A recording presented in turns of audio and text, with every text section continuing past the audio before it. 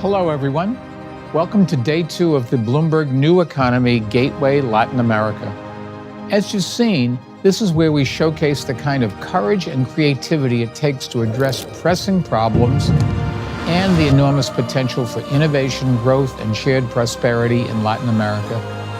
Today, we're going to explore some of the most urgent challenges facing this region and the world, including sustainability, secure food supplies, and equitable health care and access to vaccines. Let me again thank President Cortizo for welcoming us, and thank you all for your participation and your commitment to building a brighter future together.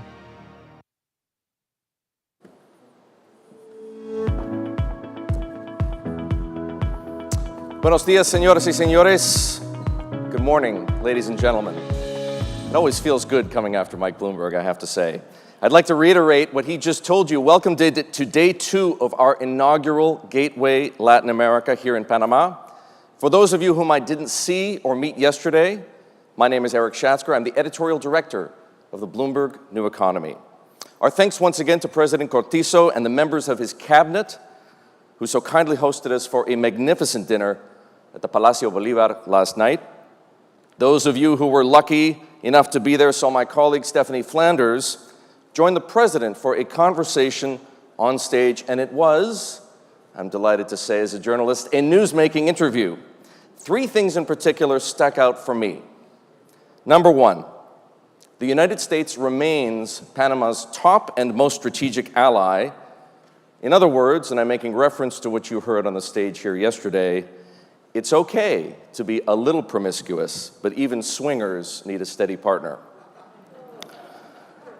The president told us he wouldn't sign the legislature's cryptocurrency bill in its current form, not because he opposes it in principle, but rather because he's concerned it may not contain enough protections against money laundering. And finally, there is something that the United States can learn from Panama: how to handle a pandemic.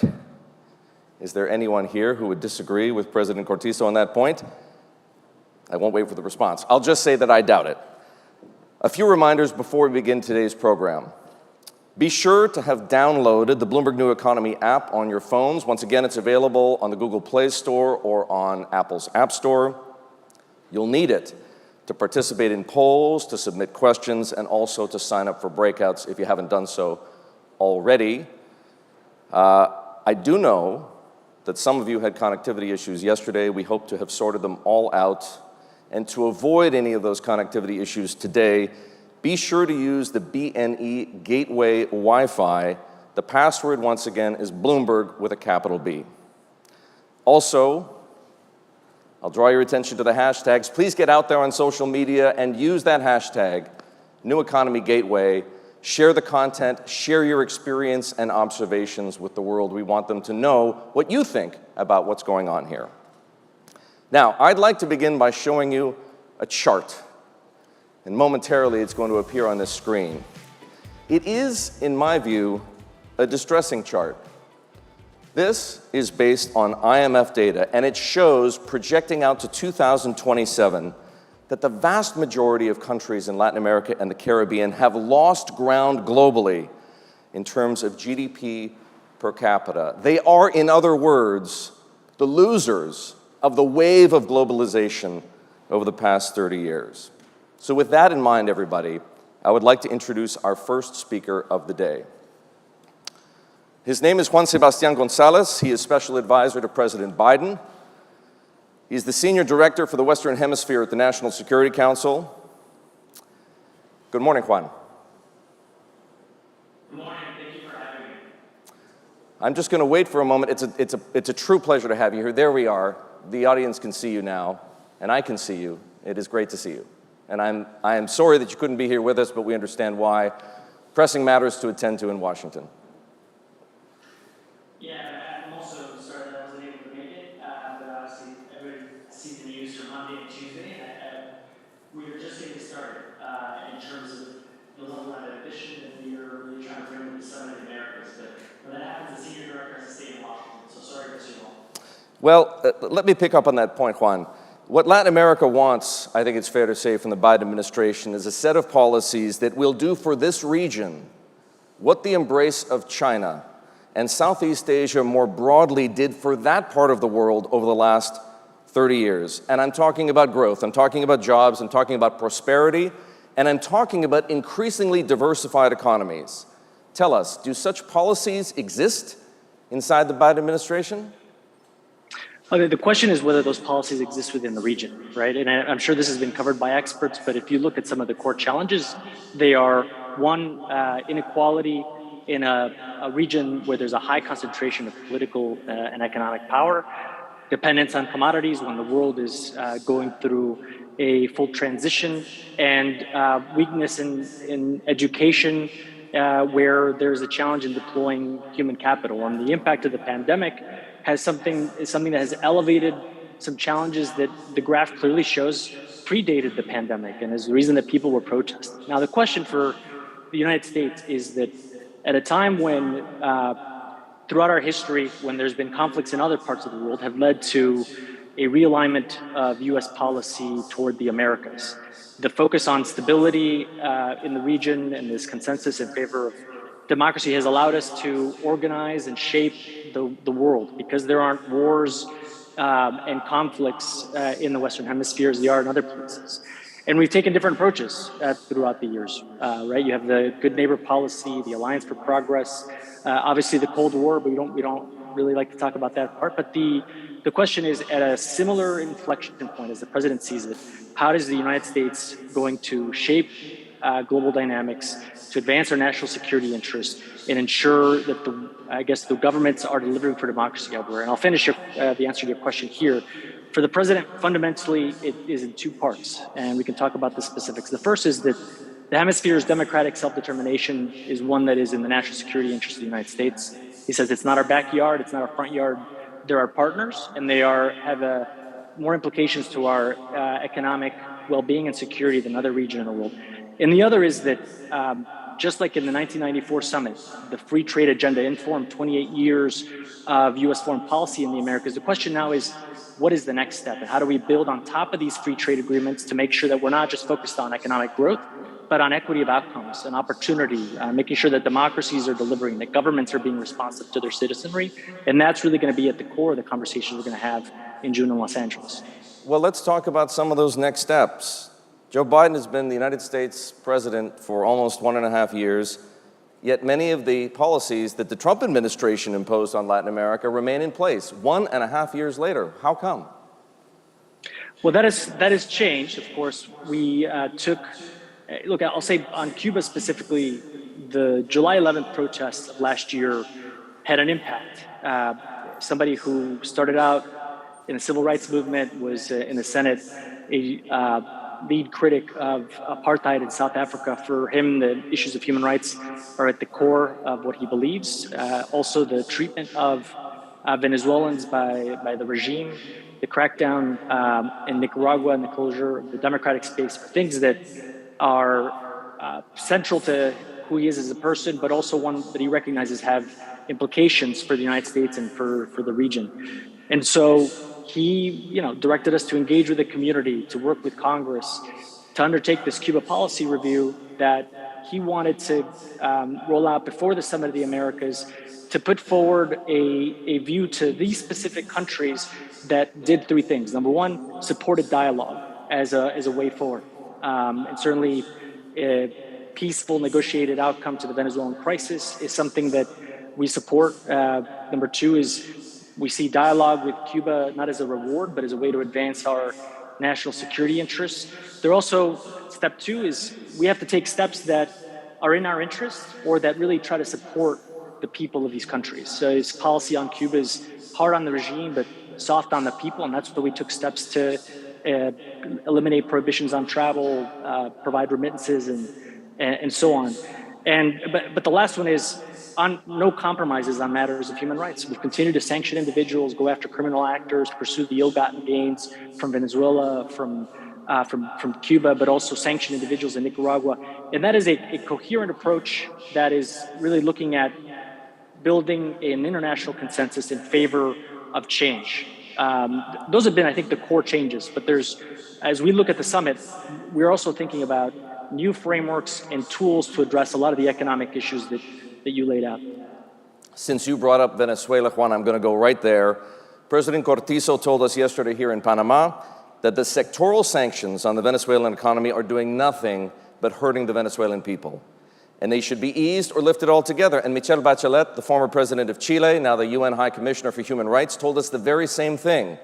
Why are those sanctions still in force given the misery and the suffering that they have brought to ordinary Venezuelans?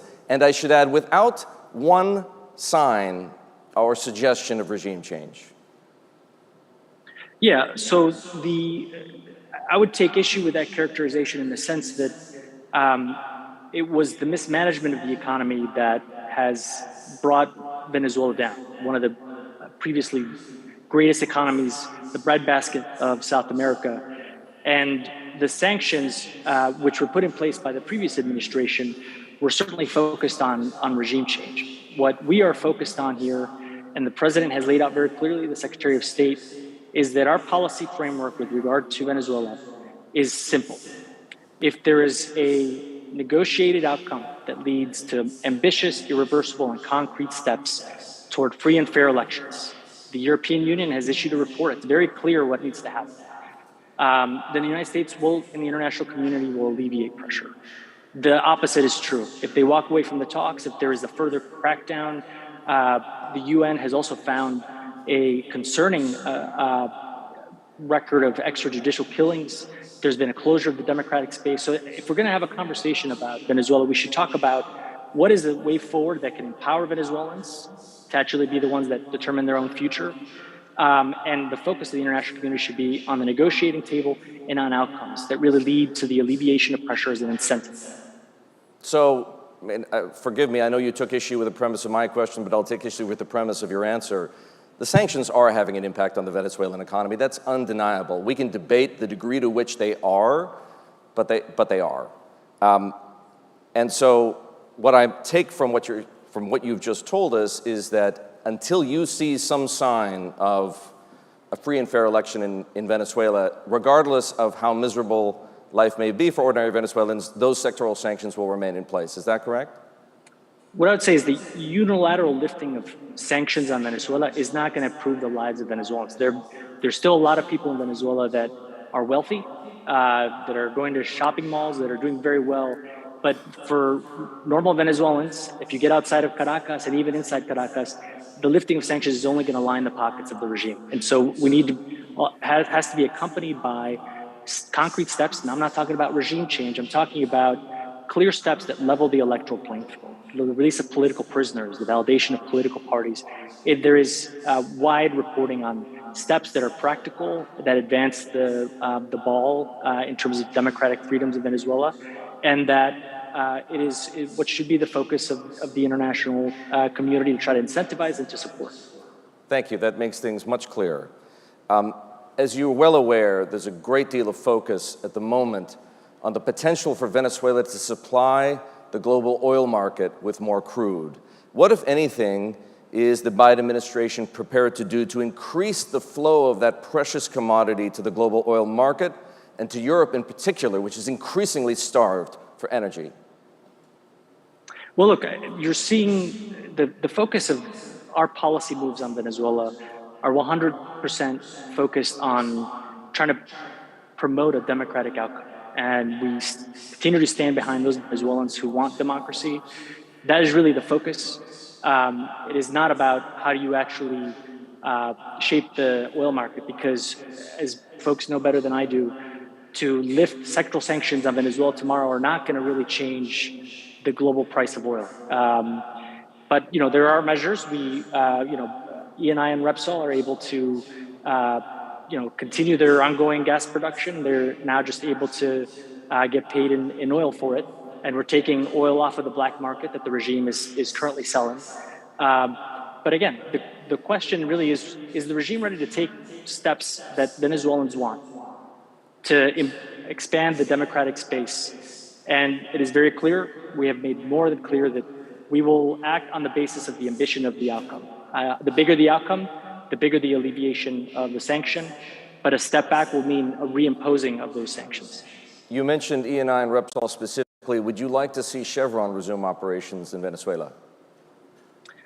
I would like the regime to start opening the democratic space. So I don't think about this in terms of oil, frankly. I know that Bloomberg is looking at the economic outcomes, but I think that the best thing for Venezuela, the best thing for markets, and frankly, the best thing for the region is for the regime to start taking steps to open up the democratic space.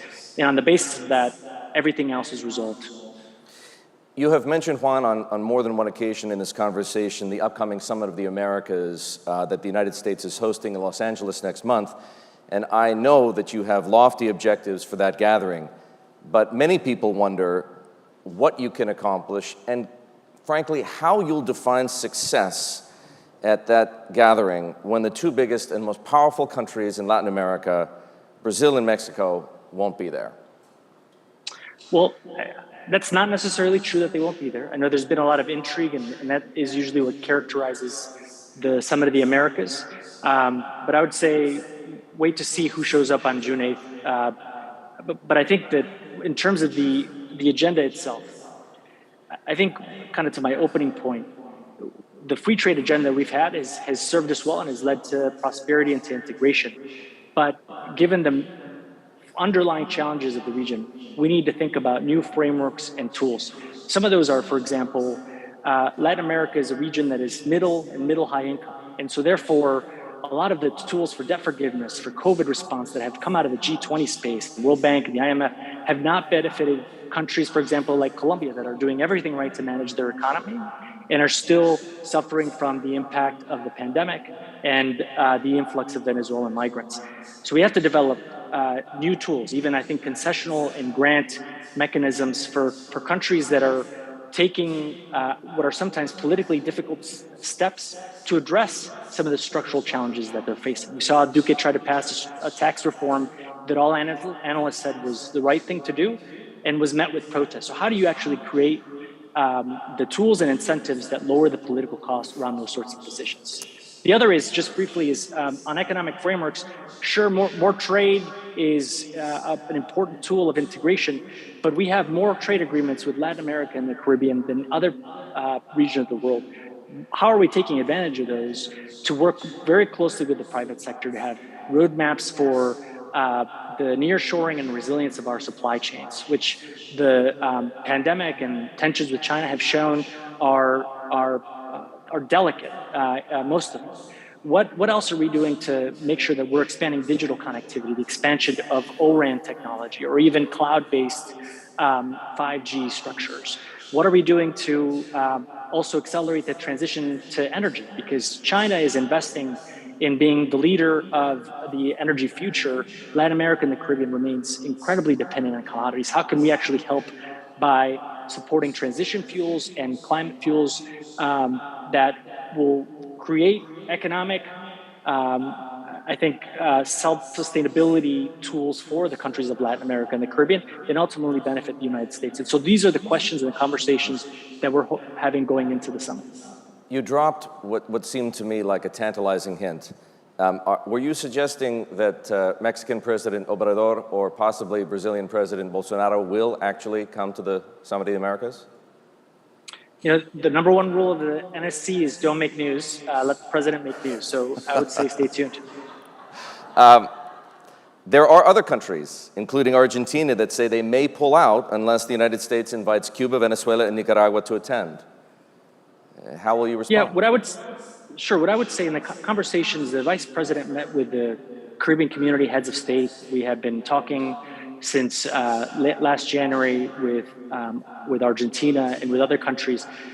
You know, the questions about Cuba's participation really detract from two sets of conversations. The questions about really what does it mean for democracy to deliver? What does it mean to really have a common sense conversation on matters of human rights?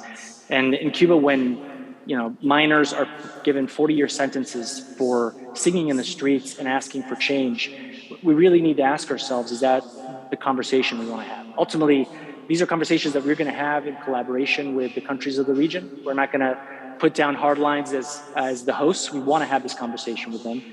But the conversations we are having with countries are also ones that move very quickly to what we want to get out of the summit. And most leaders of the region recognize that we are at an incredibly important moment where we can focus on the traditional issues of who shook whose hand, who gave who a book, who showed up, or are we ready as leaders to really tackle some of these challenges, galvanize and organize ourselves around an ambitious agenda, take steps to reform some of the international organizations of Bretton Woods and of regional development that have served us, but that today need to be updated to today's context. These are the conversations that everybody wants to have. And the Caribbean specifically, I'll say, and I'll give you a very specific example of some of these challenges that need to be worked through. A country like Barbados is considered graduated almost from World Bank categories. But tomorrow a hurricane could wipe out that entire country and it would still be considered a high-income country that would not have access to certain tools. That's something that really needs to have a fix. It has direct implications for the United States.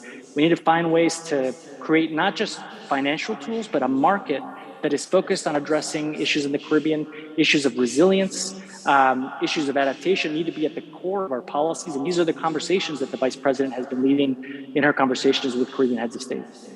One last matter to raise with you. Russia's invasion of Ukraine is redrawing the geopolitical map. Finland and Sweden have applied to become members of NATO. It is also throwing the world's supply chains into even more chaos than they were before and contributing to alarming increases in inflation in the United States, in this region, and everywhere around the world. Where does Latin America fit into the U.S. trade and security strategy, in particular with respect to efforts to end Russia's invasion of Ukraine? I'm talking about, nearshoring, securing commodity supplies, and I could add more to that list. Exactly. Let me answer that by talking about migration, where sometimes the migration debate in the United States is about the border.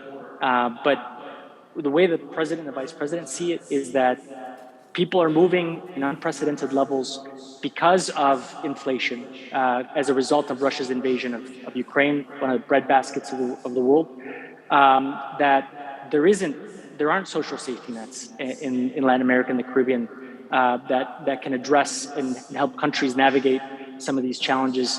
And so we need to look at all of these issues. And so what the kind of economic framework and economic agenda that we really want to come out with out of the summit, and started to have conversations with leaders about this, are specifically that. Not just the immediate steps to try to make sure that we're addressing the food security crisis, but also how do we prepare for the next one? So having clear dialogues and partnerships with the private sector to figure out what it takes for them to bring their supply chains home. What are we doing to ensure that there are policies in place and collaborations and dialogues with the private sector to ensure that we're creating the space to expand digital connectivity. We're already talking about assuming an equity stake in IDB Invest to further mobilize private capital, which during the pandemic, you saw that there was active mobilization of public lending, but the private lending in Latin America and the Caribbean was well below what it should have been. And finding ways to target that specifically to address some of these structural challenges that are the impact of the Russian invasion and obviously the pandemic.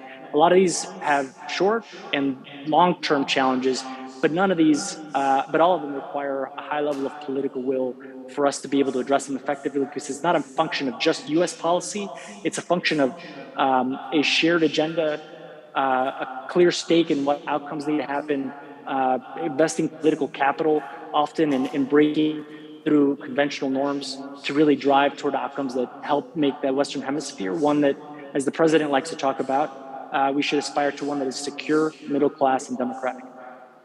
Juan Sebastian Gonzalez, I want to thank you personally and ask our audience to join me in thanking you for spending time with us at Bloomberg New Economy, Gateway Latin America. Thank you.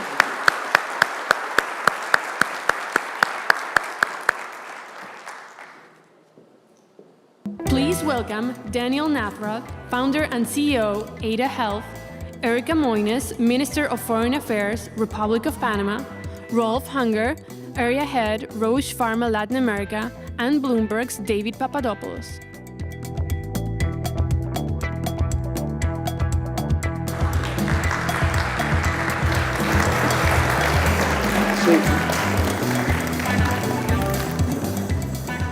Good morning, all.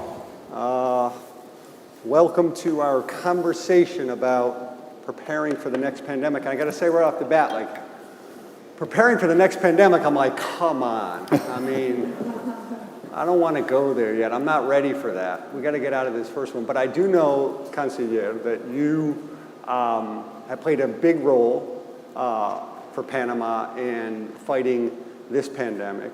And I also know that, knowing how prepared you are, that I'm sure you guys are already thinking about the next pandemic and what you need to do to prepare for it. So what are you doing? And what, from the lessons you've learned from this one, what is applicable going forward? Thank you. I think, so what are we doing? We're all struggling to get out of it. And I think the idea of any form of lockdown or getting the kids away from school is unthinkable. So preparing and bracing that every wave that comes doesn't really affect the economy the way that the previous pandemic did. It's absolutely paramount to, I think, not only Panama, but to all countries. I want to talk a little bit, because my role as Minister of Foreign Affairs deals also regionally with other countries. what are we doing as a region for the next pandemic? And I think that's important because if you tally how this region fared, it was terrible. We have 8% of the population Latin American and the Caribbean. We had over 28% death. So as a region, it was the hardest hit in the planet. And one of the key elements, or actually there were two, one is structural, how you were prepared in terms of the infrastructure, healthcare, and the second one, how we were able to acquire the vaccines. Right. Panama was able to, before I think most countries were thinking about it, to prepare and go out into the market and arrange bilaterally with some of the pharmaceutical companies. But we tried to get support regionally to do to buy them as a block. We didn't do that the first time, and we are actively advocating to prepare and to act as a block. You see the EU is doing that. Right. African nations have already aligned themselves, and you have so much more Got it. power to do that. So, and I'm glad you brought that up because that actually was something I was going to get at later. Right, there did seem to be a certain uncivilized nature to the free-for-all in trying to acquire pandemics first time around. So you do believe that next time around, we're already seeing signs that it will be different, not just for Panama, but broadly speaking for the globe and the whole process? It has to be. It's the only way I think people have understood. It doesn't matter if you're able to vaccinate your country if your neighbors are still struggling, because you're going to continue getting it. There's no way of closing the borders. There's no way of shutting yourself from the world.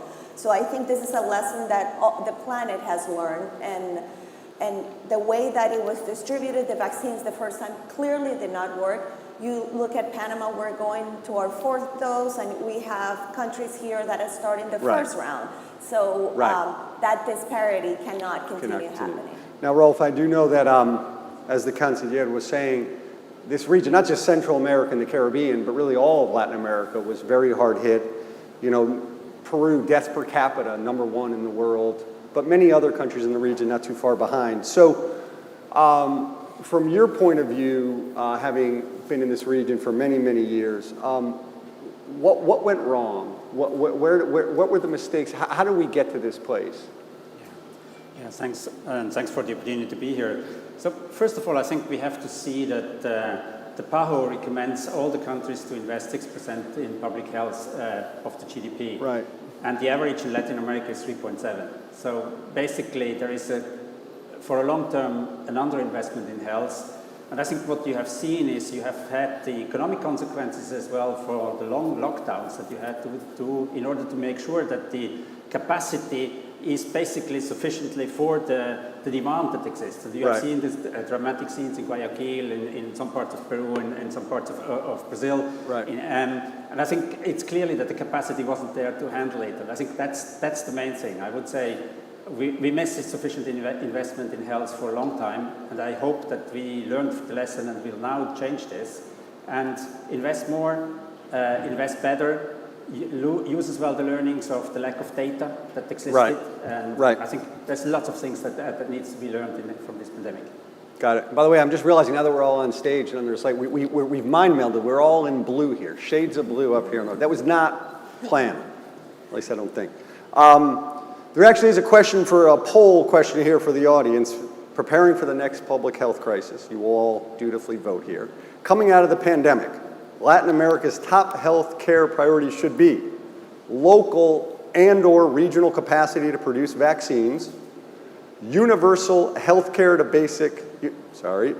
universal access to basic health care, and C is mitigating causes of disease such as poor sanitation and pollution. Please vote, and we will let you know how you voted. Daniel, on preparing for the next pandemic and what can be done to confront it. I mean, you've been telling me some statistics that kind of blew me away. That the world is short, if I understood you correctly, 10 million doctors.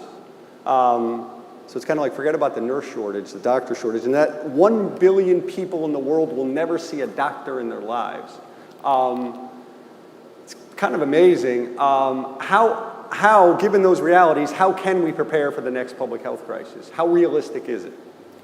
I think one thing this pandemic has done is shine a spotlight on the ability of digital tools to help improve access for people globally, especially those you just mentioned who need it most and who unfortunately will not have access to doctors or not easy access to doctors. So in this way, the pandemic has kind of acted as an accelerant for the adoption of digital tools, and that's probably a great opportunity, especially in places that are underserved. We saw this even in the US, in other places where telehealth, but also adoption of AI tools such as ADA, has really picked up during the pandemic. And I think that's something that governments and other stakeholders in the health industry should hopefully not go back on, but embrace even more. Right. Now, I know that you are the founder of a startup that has something right in that space, and I know that it's been growing. And I guess the skeptic in me will ask you a couple of questions. One is, I'm not talking to some AI bot to tell them my health secrets. I'm not comfortable doing that. So how scalable is it at a big level to address some of this issue? And how accurate is the AI? And I also wonder, God, doctors must hate this, right? Or do they embrace it? So, you know, when we started this 12 years ago, I was wondering if doctors were going to be very skeptical about it, but because they don't like Google very much, for instance. So when people Google their own symptoms, which probably most of us Who have Googles done already. That's another poll question. Who Googles their own symptoms? Most of us have done it. Don't Google your own symptoms. And then you arrive at your doctor's office and you've Googled all this really convinced you're going to die immediately. Far off stuff, and then you try to explain to your doctor that must be what you have. Then it adds to the time the doctor has to spend to get you away from that. And they only have, in the Western world, they only have about 8 minutes per patient. But you know, with our solution, it's different because we've basically done some of the work of the doctor by automating taking the patient history. And doctors like that they basically at a glance see, okay, this is the constellation of symptoms the patient is reporting. Based on that, these could be the most probable diagnoses, and that's what I should be doing next to get to the confirmed diagnosis. So it's very different. Doctors have actually reacted very positively. And the trust element that you mentioned is also interesting. For many things like mental health or sexual diseases, people actually prefer talking to a bot initially. If you think about certain parts of the world where there's a lot of stigma associated, so actually that's an advantage, not a disadvantage. Are your robots accurate? Do they know what they're talking about? So that's obviously the key thing. If it's not accurate, then it doesn't add value. Then it's like searching in Google. Exactly. So if you search on Google, basically you enter one search term. You don't go to your doctor's office and you throw in one search term and you expect the doctor to come up with an accurate diagnosis, right? So we've modeled our bot according to what a really good doctor would do, which is sort of narrowing down by asking questions and then possibly taking some tests. So the evidence is really important to us. There are various studies out there which show that our technology at this stage is comparable to the accuracy of a family doctor in the US, the UK, Germany, Spain, Panama. Very good. We have our poll numbers are in, and overwhelmingly the audience votes for B, universal access to basic health care as the top priority for the region. Makes sense to me. Rolf, one of the things that you were telling me is that one of the things that really jumped out at you and you thought was a positive from all this was the spirit of collaboration you saw among pharmaceutical companies in the industry. Tell us both a little bit what that actually looked like and how that played out. And are you optimistic that this is something that will translate and continue forward? Or was this just some one-off? We were in a moment, we were on a war footing, so we were buddies, but now we're back to all fighting each other. Well, I think we have seen a lot of different applications and depending on the need of the countries. So for example, what we have done is at the very beginning, we have plenty of doctors in our workforce, and we put them at disposal for different governments to arm basically call centers and to give basic information. So we obviously agreed upon any protocols. But in other places, one of the big issues was, for example, transporting of the physicians to the hospitals. So you can imagine that if the physician gets sick in a very crowded public transport, that's what they don't want. So we provided in several places basically the free transport and used the connection with Uber to do this and things like that. So, but that's only the beginning. Then afterwards, I think it's more and more translated in how do you make sure that diagnosis works well, and afterwards for the more chronic patients, how do you make sure that they probably don't have to go to the hospital? So, and there comes in what Daniel actually said. So it goes into telehealth, it goes into telemonitoring of patients outside. So I think there's lots that we have seen happening. What I see is that the regulations have changed, and so they're changing, and you allow more of this telehealth happening, which I think is a benefit to the... Those barriers that are coming down to telehealth, that is, we're not going back, right? That's just going to continue to grow? You saw obviously that some of the regulation still needs to be adapted. Something it happens in an emergency, but afterwards you need to adapt the regulation so that actually you are up to date with all the technological changes that are out there. So that's in process, I would say. In Panama, telehealth, is it a thing? So we started with the pandemic, I see. And yes, we were able to implement, and in remote areas we're getting virtual consultations that was needed. It was the only way, so it's actually something, I think we just need to embrace those technologies because it's the only way that it allows you to actually get the access in remote areas anyway. Got it. Now, on the collaboration front, we were talking yesterday, and you were telling us about the pretty precipitous drop-off in migrants who have, in part sparked by the pandemic, been coming north up through Panama, through the Darien Gap. Tell us a little bit about those numbers, and how did you indeed achieve this big decline? Yeah, so in part because of the pandemic, we saw a rise from 2019 to 2020. We went from 8,000 migrants that crossed our borders in a year. In a year to 130,000 in a year. So last year, 130,000 migrants crossed.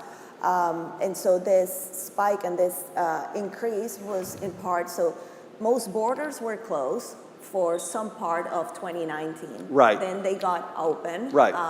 And between the levels of poverty rising, less ability to work in the locations where they were, mostly in South America, then they started making their way up.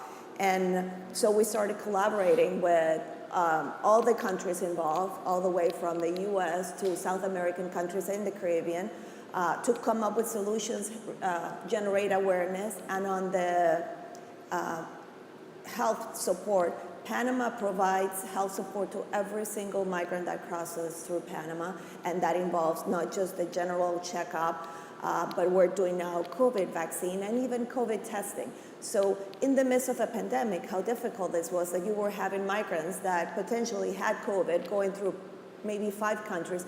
Panama is the first country where they get testing. So you knew after Panama that we were making sure that we were not continuing spreading the disease, and they were actually getting the care that they needed. Now, this big drop in numbers, does it mean that the migrant crisis, as you see it, is over? I don't think that the migration as a phenomenon is over, for sure. There will always be different routes. There will be different nationalities. It is the phenomenon of our century, and we need to deal with it and continue shedding light on it, what's happening, and how to manage it. Got it. Daniel, your app, as you see, is something of a leading indicator in terms of COVID trends. Tell us what you've noticed over the course of the pandemic in terms of your numbers and what you see and how they compare to broader trends.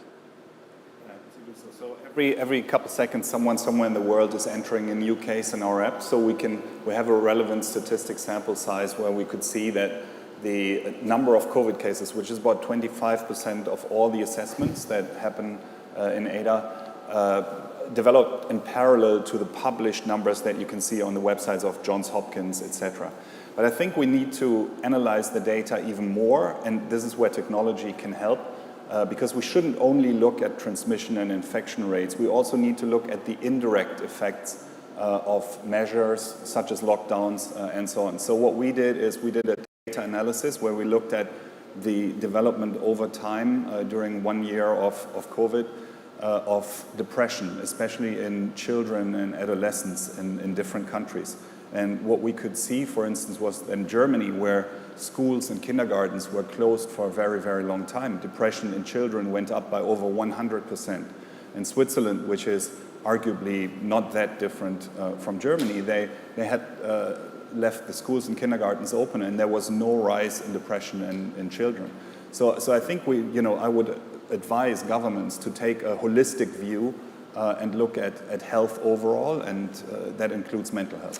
Now, though, but also through your data, before there were broader spikes, you see the broader spikes in COVID, you actually saw with a certain lead time spikes in people entering effectively what were COVID cases through the app, right? Yes, which makes sense because people use our app mostly before they go see the doctor. So we see things actually a little bit before certain public health systems would see them. For instance, in Germany, once again, I'm originally from Germany, it's mostly still fax and sometimes letters by which the public health authorities communicate with each other. So again, using technology can be really useful. This does sound like a good leading indicator, and I guess I don't understand why it's not on the Bloomberg terminal.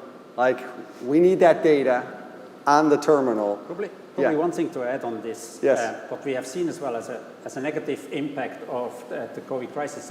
You always talk about only the COVID patients. Right. But I think what you have to see is the impact on the chronic diseases or on cancer or on others that actually were not treated during this time and actually are creating a bigger health crisis because you have all these people being in the waiting list for trying to get treated. And very often, if you think in cancer, for example, if you would have a year or 2 years ago have detected this in the early phase, now it's probably late. And we have data which shows that, for example, a breast cancer in early phase is probably half the cost than in later stage. Right. So this is the consequences that we still face as health systems. Right, and those consequences are still playing out. I mean, those are still to come. Yes. You know, when you talk about, and this is a very data-intensive group here, which I like, again, perfect for Bloomberg. You guys it's a great group here. When you talk about there has been greater data sharing during the pandemic, and you're seeing more of that, but what does that actually look like? What kind of data is now being shared more?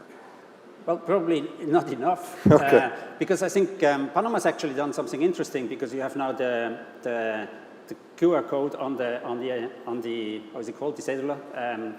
So what is it? Something interesting. The ID card, yeah. What we actually wanted to do is, if you think long term, is imagine that as well the migrants that you mentioned, if everybody would have all the health data on the cell phone and walk around so that you don't have to repeat all the tests, so that would decrease healthcare costs tremendously.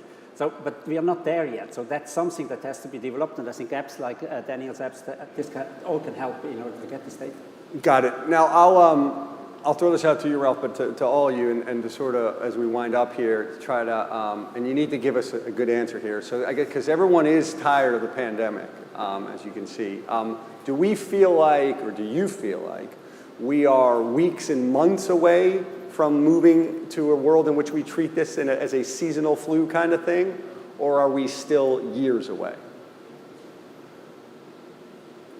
I've stumped Ralph. Yeah, the problem is the forecast, there are many things that can go wrong still. So any mutation still can go wrong. So I think it's too early to say whether we are over it. The signs are good because the mutations that you have seen now, they are less severe. Right. And that's why you have as well the freedom to do events like this. Right. So when we're here a year from now, or whenever 2 years, are we still going to be masked up? Is the audience still going to be masked up? We don't know yet. We don't know yet. Consigliere, what do you think? I think that it's almost irrelevant if we're prepared for it. Meaning, if you have, so Panama, for instance, increased the amount of ICU units that we have. Right. Most countries did. We were not prepared, but we got ourselves to the place that you need to be in terms of managing. So long as you're ready to manage it, you can raise, and you don't stop as we did, as we all did. So it's a matter of being ready and having your I mean, to Daniel's point earlier, but we're not thinking you're talking about a return to lockdowns kind of thing again, right? There are incredible mental health repercussions from that. There are repercussions in terms of saying, right? The Western world, as we understand, is not returning back to that, right? I mean, Is that correct? That at least that phase is over? I sure hope so. As an entrepreneur, I want to be an optimist. So I think it's months away if we use the amazing vaccines and also treatment that's now available. We just need to make sure that the treatment gets distributed in an equitable way and that we identify the people who are eligible and get it to them. And again, I'm obviously biased, but technology can play a big role and help there. Last question, then we need to wrap up here. But so tell the audience the Spanish you chose for your. This was a big problem. Apparently, you did not choose Panamanian Spanish. Well, we broadly chose Latin American Spanish, which I know that's not really a thing, but it's a little bit different from Castellano in Spain. And we've gotten in trouble with some Spanish people, but we just want to reach as many people as possible. So we also chose the Brazilian Portuguese. We initially started with US English, but UK doctors got really mad, so we had to also create a British English version. Well, you're also next time you're here, you're going to need a Panamanian Spanish. Very happy. Thank you very much, everybody. It's been a pleasure. You can exit that way. Please welcome Enrique López Lecube, Chief Financial Officer, Bioceres Crop Solutions, Ertharin Cousin, CEO and Managing Director, Food Systems for the Future, Marcela Escobari, Assistant Administrator, USAID's Bureau for Latin America and the Caribbean, Mauricio Rodriguez, President for the Crop Science Division in Latin America, Bayer, and Bloomberg's Carol Massar.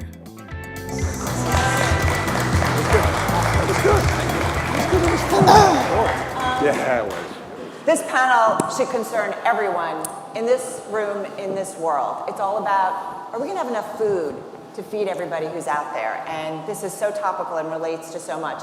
First of all, please send us your questions. I really want to incorporate them into the panel. And I do want to start with a poll real quickly. I have a question for all of you. What percentage of the world lives with moderate or severe food insecurity? 10%, 30%, 75%. So I'm curious about your answers, and as soon as they come in, we'll get to it.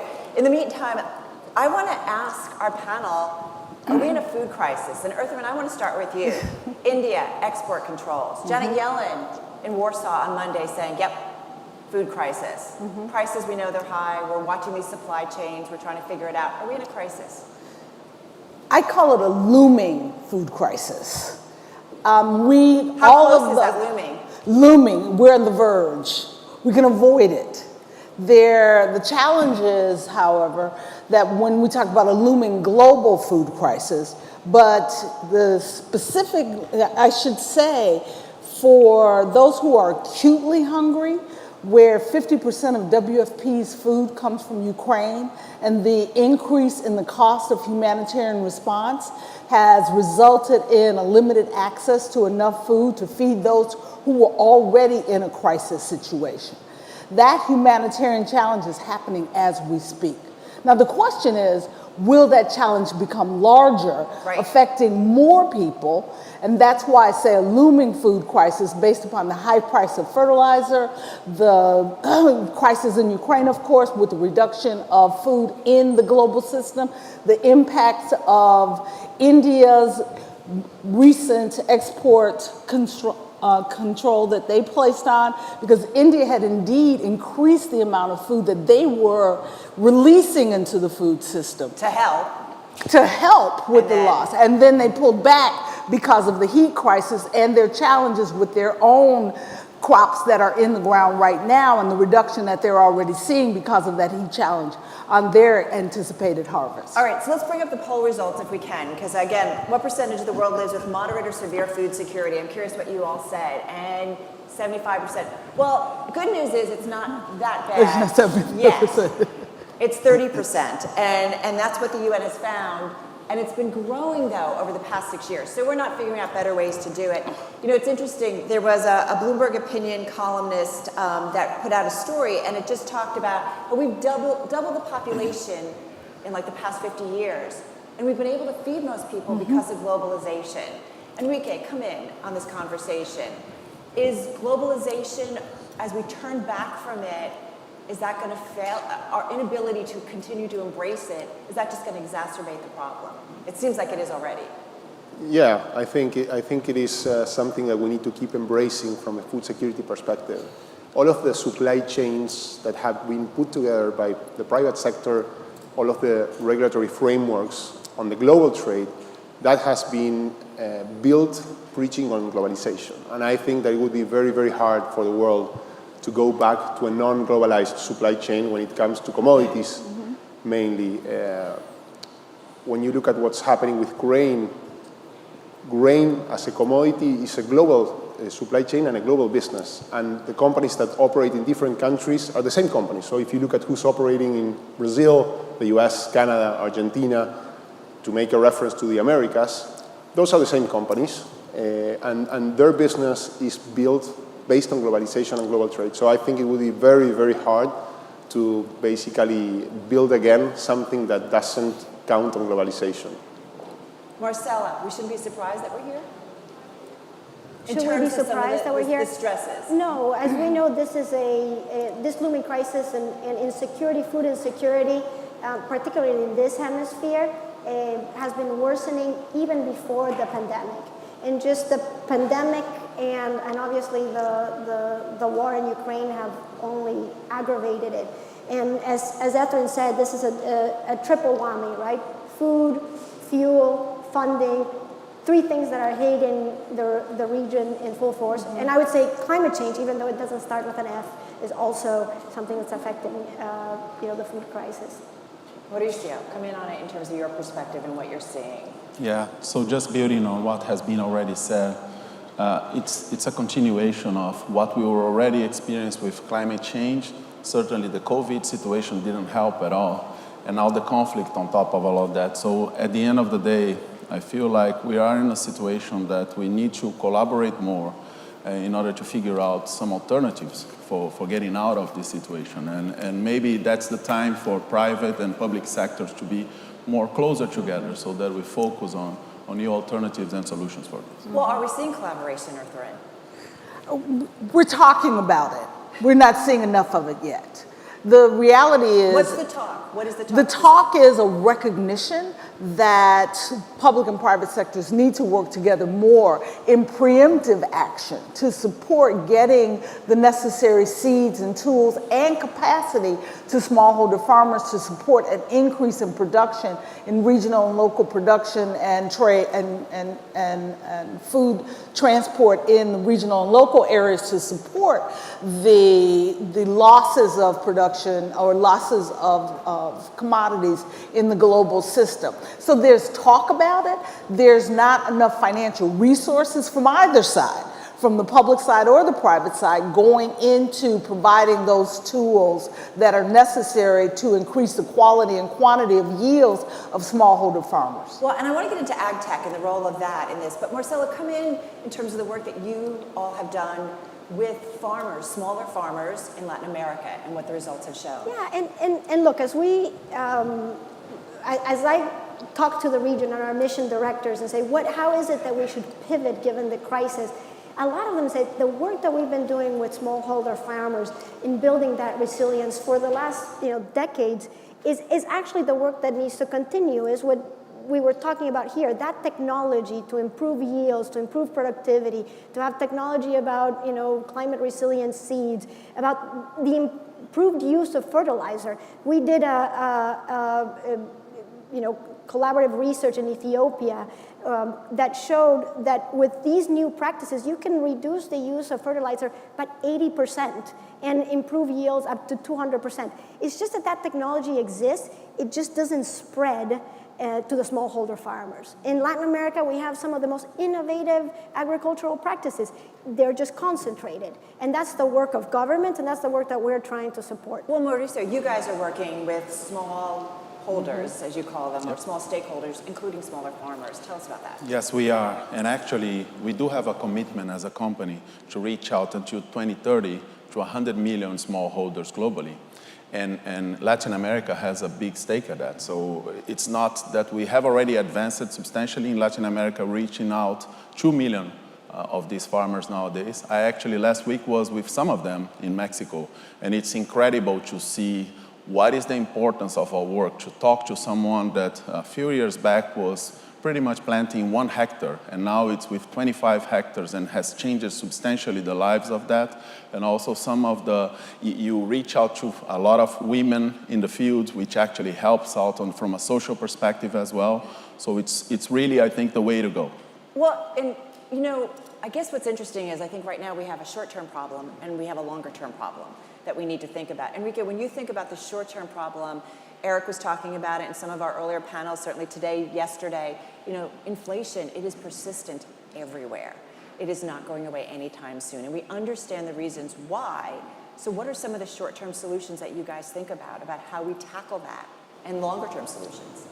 Well, first than anything, I think that the food security crisis that is looming is not something that we can solve in the short term. So we need to be careful about the decisions that we make today. And I also think that there's a very tricky trade-off between the short term and long term, because before this food security crisis, we were talking about sustainability in agriculture. So are we as humanity all of a sudden going to shift into forgetting about sustainability and it's again about quantity? I think that is the part where we need to think very carefully what we want to do. And in that regard, science and technology play a major role. It cannot be underscored, but science and technology takes time. So I think that we need to come up with public-private interactions that help technology thrive. There are technologies that are becoming available that might help a lot in the short term. And I think that one of the best things that we can set our minds to do in the short term is to stabilize prices. So when you look at what's happening with agriculture and yield, it's not so much about how much yield we can accomplish, but about what are the things that affect that theoretical yield. So there's enough food when things go right.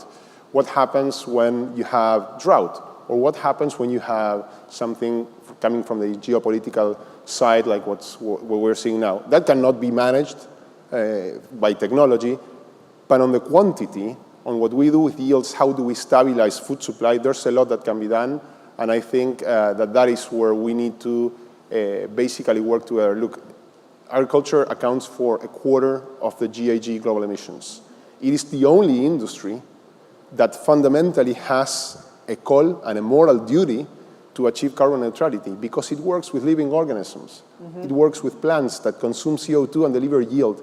And I cannot think of a more noble task than that for the current situation of humanity. Well, you guys are working on this and you are thinking about how do you put a floor in yield, right? So that we have some stability in pricing. How do we, though, Mauricio, use more of the environment? We talk about circularity, like within our systems. How do we use more of the environment to increase yield so that we're not putting that negative impact on the environment as we do more farming? Yeah, so technology at the end of the day is the solution for that. So having varieties that are certainly more stable on the longer term helps you, because you're able to produce and to get to more yields without having to grow more land. So that, at the end of the day, is the solution for the equation. So how can you produce more in a smaller amount of land? It's certainly the solution. And it comes with variety technology. It comes with a lot of digital farming, so understanding the environment, understanding how you can produce more, understanding the whole environment, and also having good varieties. I think that's the solution for that. When you talk about digital farming, you are in constant communication with the farmers, and data's coming back and forth, correct? Yes. So that you can optimize crops. Yes, at the end of the day, it's in a simple way, it's just like the ways. So how can you get more data from that, and how can these data provide them more information so that they can have better decisions in a way that they have simple and better and fast decisions. At the end of the day, that's what digital farming stands for. Thank you for letting me jump in here, because the reality is we cannot trade off the equitable, sustainable transformation of the food system to increase, which is the commitment that the global community made last year during the UN Food Systems Summit, to increase the quality and quantity of the yields. They are not inconsistent.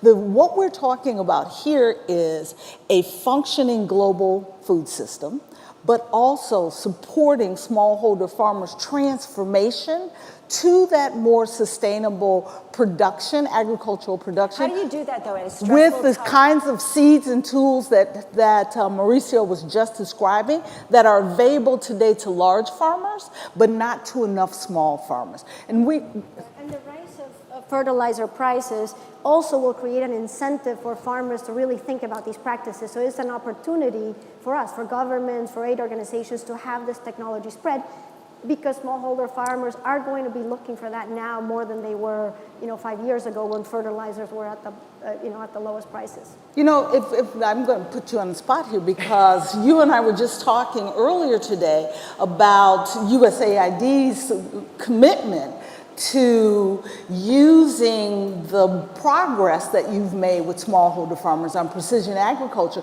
as part of the emergency response. You performing that preemptive action with smallholder farmers, beginning to accelerate and increase their knowledge about precision agriculture, the tools to support precision agriculture, that will give them the capacity to increase the quality of their yields, but also addressing the challenges of doing it in a much more environmentally friendly way with less water, less fertilizer, better seeds that can change their production from how they produce, but also increase what they produce. I mean, it sounds like we have the tools. We have the understanding of how to do this. Why isn't it happening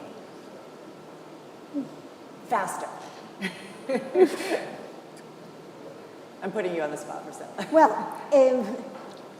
first of all, I think it needs to be an issue of focus, right? And this is something that is the role of government and private sector together, right? The private sector is going to innovate, and it is government's role to make sure that innovation spreads, right? And that's not the case, not only with agriculture, but other things in the region. So I think this is an opportunity, not just because this is an ag region where, a high percentage of the population relies on their livelihoods on agriculture, but it also, as Etherin said, these smallholder farmers could be the source of a solution for affordable food and for the reduction of the numbers that you just showed. So do we have to think about, we talked about globalization to begin with, do we need to think about a world going forward that Russia, Ukraine, China, they're not the contributors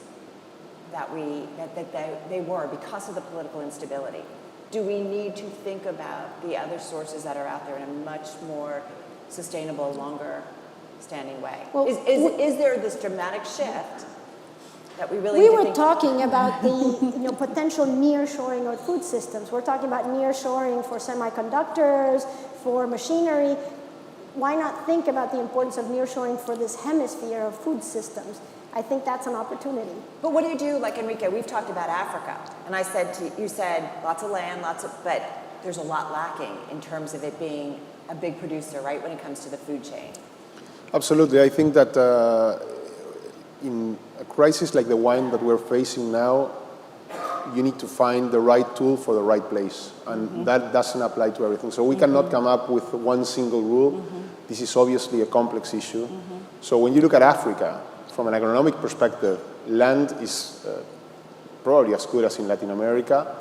When you look at the infrastructure, it's probably at zero in some countries. In other countries, it's more advanced. Africa is a very big continent, and it's unfair to say that they have not made advancements. There are some countries that have, but they are still very far away from the other big land countries in the world, like the US, Canada, Brazil, Argentina, and until now, Ukraine and Russia. So I do think that there might be a very important role for small farming to play in places like Africa, and I do think that there's where private companies that have technologies need to work hand by hand with the public sector to make those available. Now, are you going to apply that same effort and those same resources to Latin America, where we have a surplus of food? Maybe it's less important.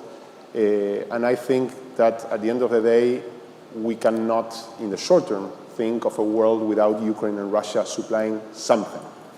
It doesn't have to be what it was now, Right. But I do think that the international community needs to make efforts to allow Ukraine to export what they have now, to help them keep farming. And at some point, Russia will need to also pump some food into the system, because they have become in the last 10 years a very important part of that. I do think that in the medium term and long term, we can probably minimize the importance of a region that has proven to be unstable by increasing the yield floor again in Latin America. And I do think this is a new economy gateway for Latin America. I think that we have been given an enormous opportunity to play a major role in the food security system. We need to step up, and that also calls for avoiding populist decisions, which is something that was discussed yesterday, right? I mean, this food security crisis calls for populist decisions that might be very easily at hand. You know, you asked the question about why we haven't done it yet. Part of the challenge has been that the investments by private sector in the agriculture sector, whether we're talking farms or across the sector, logistics, in the food waste areas, the $16.3 billion in venture funding came into Latin America last year.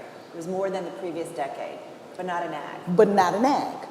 And because ag is it's much slower to return investments, and there's a much greater risk factor.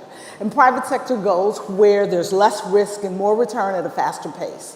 What we need is blended capital stacks that allow more private sector capital to come into the space, de-risking that capital through government support of the capital stack that will provide us with an opportunity to generate more of that blended capital that is necessary to support agricultural investments across the entire food system and including smallholder farmers.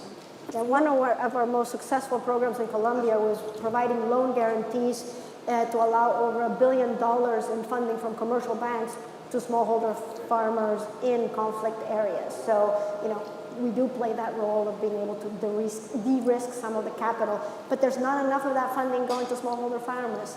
It needs to be many times that. So go ahead, Mauricio. No, I just wanted you mentioned before, why can't we go faster? And I just wanted also to recognize the advancements that have happened, because if you look back, when we talk about innovations and some of these new technologies, like 5-10 years ago, the level of advancement that we had as an agricultural sector, it was not even close to where we are now. So the level of acceptance of new technologies, the level of understanding and development and collaboration has increased substantially. What we need to do now is that this is highly concentrated in some of the big growers and so on.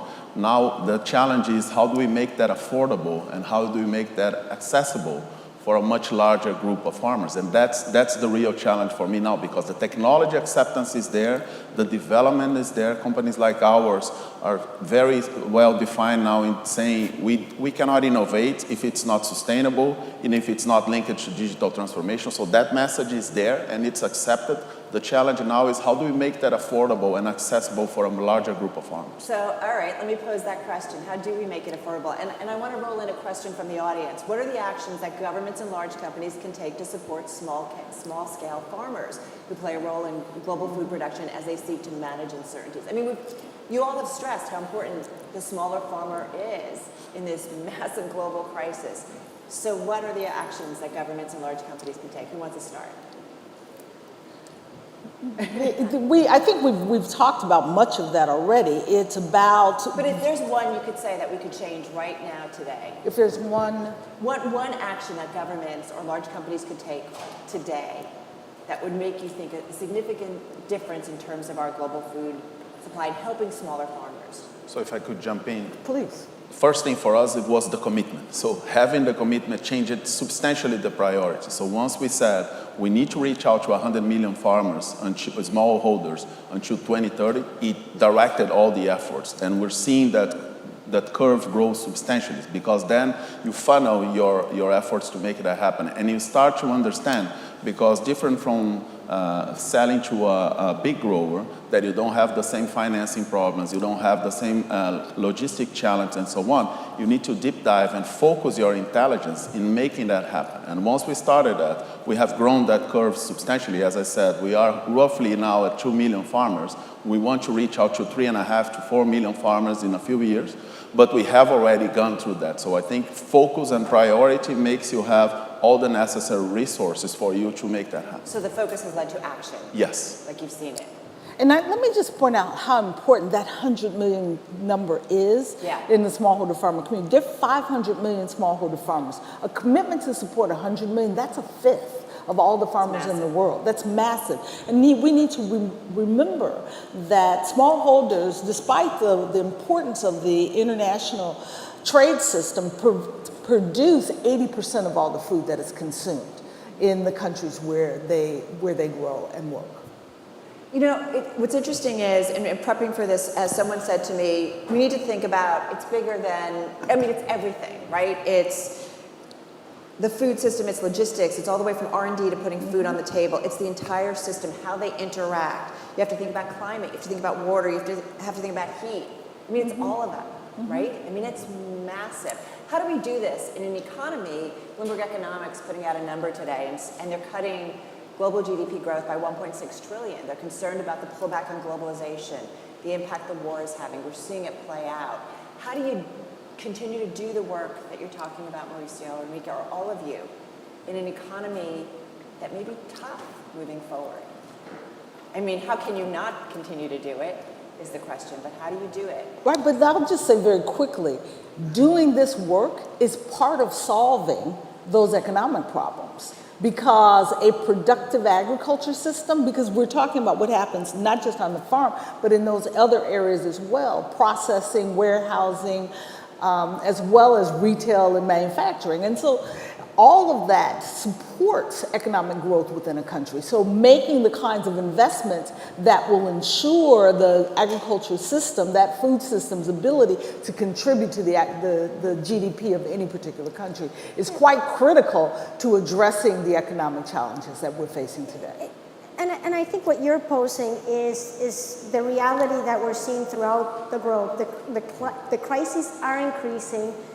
We are in a crunch because growth has contracted 7% in this region, and I think there's a pull from everywhere. But sometimes it is not about the amount of money, right? It is about how we surgically use that money, and more so given the technology improvements that exist, that we focus that money so that we have technologies that affect the smallholder, that we have policies that help these technologies spread. When we spend a couple $1 million to secure and de-risk, $1 billion towards smallholder farmers, there are market failures that with little money but with focus, I think we can make a big difference. And I think this is a time to be surgical. Even when we look at the region, every country is not being affected in the same way in this crisis, and we need to act with that nuance. Well, this is also interesting in that we talk about shortages to the global food supply that's out there. At the same time, there are areas of the world where there's potentially oversupply. We also have an incredible amount of food waste, which also contributes to climate change. I mean, it's this really vicious cycle of things that are all connected that we need to kind of tackle at the same time. So how do we kind of think about some of those issues and tie it all together, Enrique? I mean, you guys are working and offering products in terms of bioengineering, as you said, to kind of provide that floor yield and help it out. How do we even go further? Where the world can be slow to adopt and feel comfortable about some of this bioengineering. You know the pushback. Well, that is one good aspect of it, because the regulatory frameworks for biotechnology have been kept the same way for the last 2 decades probably, and today humanity has at hand much better ways of assessing whether technology is viable or not, and I think that that's part of what we need to upgrade in the system, right? I mean, if there's technology that came about, how can we assess whether that technology is suitable or not for the system in a much faster way? But to your question, I think that this is an issue of managing surplus and demand of food. So again, Small farmers, I think, might be a tool that have more of an impact in Africa, where you don't have the infrastructure, and it would take enormous effort and investment to catch up. When you think about, and I think that we need to be careful about the false trade-offs, biofuels and food. It depends on where you're making that question. If you're in the US or if you're in Latin America, you might end up making the wrong call, because you might be banning biofuels thinking that that will have an impact on the food But sector. we shouldn't back off. And at the end of the day, you will basically end up at the end of the chain with food waste. So I think that, again, we need to be careful about the solutions that we find to this, because applying one recipe to a global security issue for food is not going to work, and might even create a worse situation. And to your previous question on the global economy, I'm going to be more basic, and I know that there's a lot of economists here, so I want to be careful as an engineer. But food is the very basic that we need, right? So when economic crises come, it becomes clear what is important for humanity, and it has become very, very clear now that we have not yet found a final solution for food security. So one of the things that, go ahead, I'm sorry, you were... No, I was just going to say that you were talking about bioengineering, we've talked about research and development. We also need to talk about new tools like new plant-based proteins, new methods for growing that take less land and less water. These new solutions that are coming online will help us address some of the productivity problems and also some of the irregularity problems in the food system. And I think it's really important that we underscore the point that when we talk about solutions, I wholeheartedly agree, we cannot talk about solutions for Latin America that are the same for Africa or even for Southeast Asia. That the food system is complex in every point of the system, and our solutions must be context specific. But we know that there's some basic tools, whether it's new seeds, digitals, biologicals, plant-based proteins, BSFL, black soldier fly larvae, support for feed, animal feed, all of those kinds of solutions that are coming online create a toolkit that we can draw from if we invest in it appropriately in different parts of the world. So, go ahead, please. No, one point on the bigger picture that you both touched on, as you know, we go in the micro on these innovations, but I think the food crisis or looming food crisis shows it's another example of the interdependence of markets, right? And most of our problems are becoming such. The climate change, immigration, which we're going to talk about this afternoon, the food crisis, and there is such a temptation for the populist approach, for the export controls that are so nocive, so counterproductive for a long-term solution. And, you know, as unpopular as these institutions, global institutions and regional institutions are, I think we need them more than ever to help us coordinate, to help us understand that it looks very different. This could be an opportunity for the Argentinas and Brazils, right, but we need to think about the needs of the net importers. And so we need to think about it globally, but at least regionally to find real solutions. And I do think we sometimes lack these regional entities that help us think about this way. So what hope do the four of you have that the global organizations, as increasingly nations are looking inward, will work together on these solutions? Do you have hope? Do all of you hope? I do. Yes, I do. Sure. Audience, you have hope that global organizations come together? It's not a question of will they? They must. We have to. There's not a. This is not an elective. Well, the other thing is we know that when there is high prices or global or food instability, it does lead to political instability, right? So governments are going to be increasingly they are dealing with that. So okay, we have about 3.5 minutes left. How do we? One thing I love about New Economy, it's bringing the right voices together around a stage to figure out solutions. So what more, Mauricio, should we do? What do we need to be focusing on? If you had to ask maybe somebody on this panel or somebody in the world when it comes to global food supplies to do something, what would it be? Yeah, so this was touched here. So how do we think about even to put together the acceptance of the new technologies? How do we get to this point that we can leverage those and at the same time focus on sustainability? So how do we, as a group, instead of being focused on populist actions or something like that, how do we really focus on the scientists on that and focus on how do we leverage the technologies that are available to continue to be sustainable? And as I think Enrique mentioned that before, in a crisis mode that you don't start to say, now I'm going to focus on producing and forget about sustainability because you focus too much on the short term, you don't allow the medium to long term. So how do you maintain that focus and continue to develop on and leverage on what you currently have and the technologies that are coming? And in this place, the governments play a very important role as well. Marcella. To reinforce that, I think we can't go from crisis to crisis. We can't be short-termist on this issue too. And I think as governments, as the U.S. government and regional governments, we can walk and chew gum at the same time in that we can deal with these issues and at the same time make the investments that we need to do for the long term.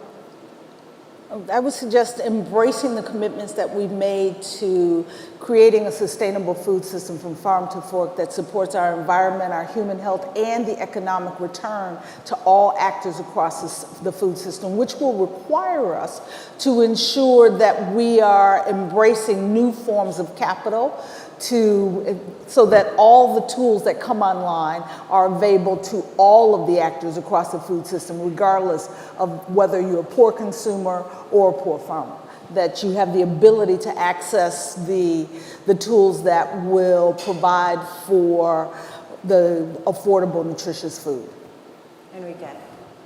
I would say that there's still work that needs to be done from a capital perspective on providing sustainable capital to our culture. Our culture has, as I was saying, a strong mandate to not only provide food to the world, but also become a huge carbon consumer.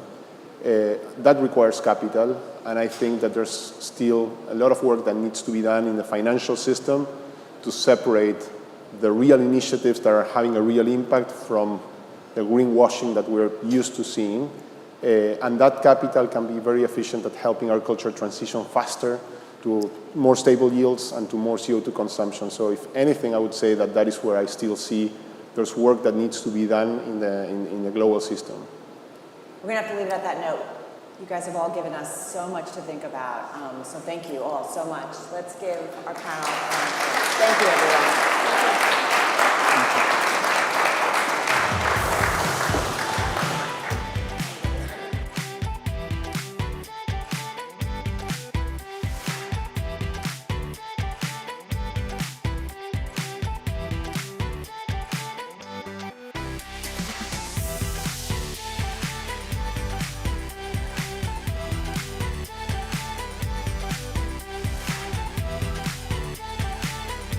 Please welcome Fernanda Avila, Secretary of Mining of the Nation, Republic of Argentina, Iván Arriagada, Chief Executive Officer, Antofagasta plc, Robert Friedland, Founder and Executive Co-Chairman, Ivanhoe Mines, and Bloomberg's Sherry Ahn.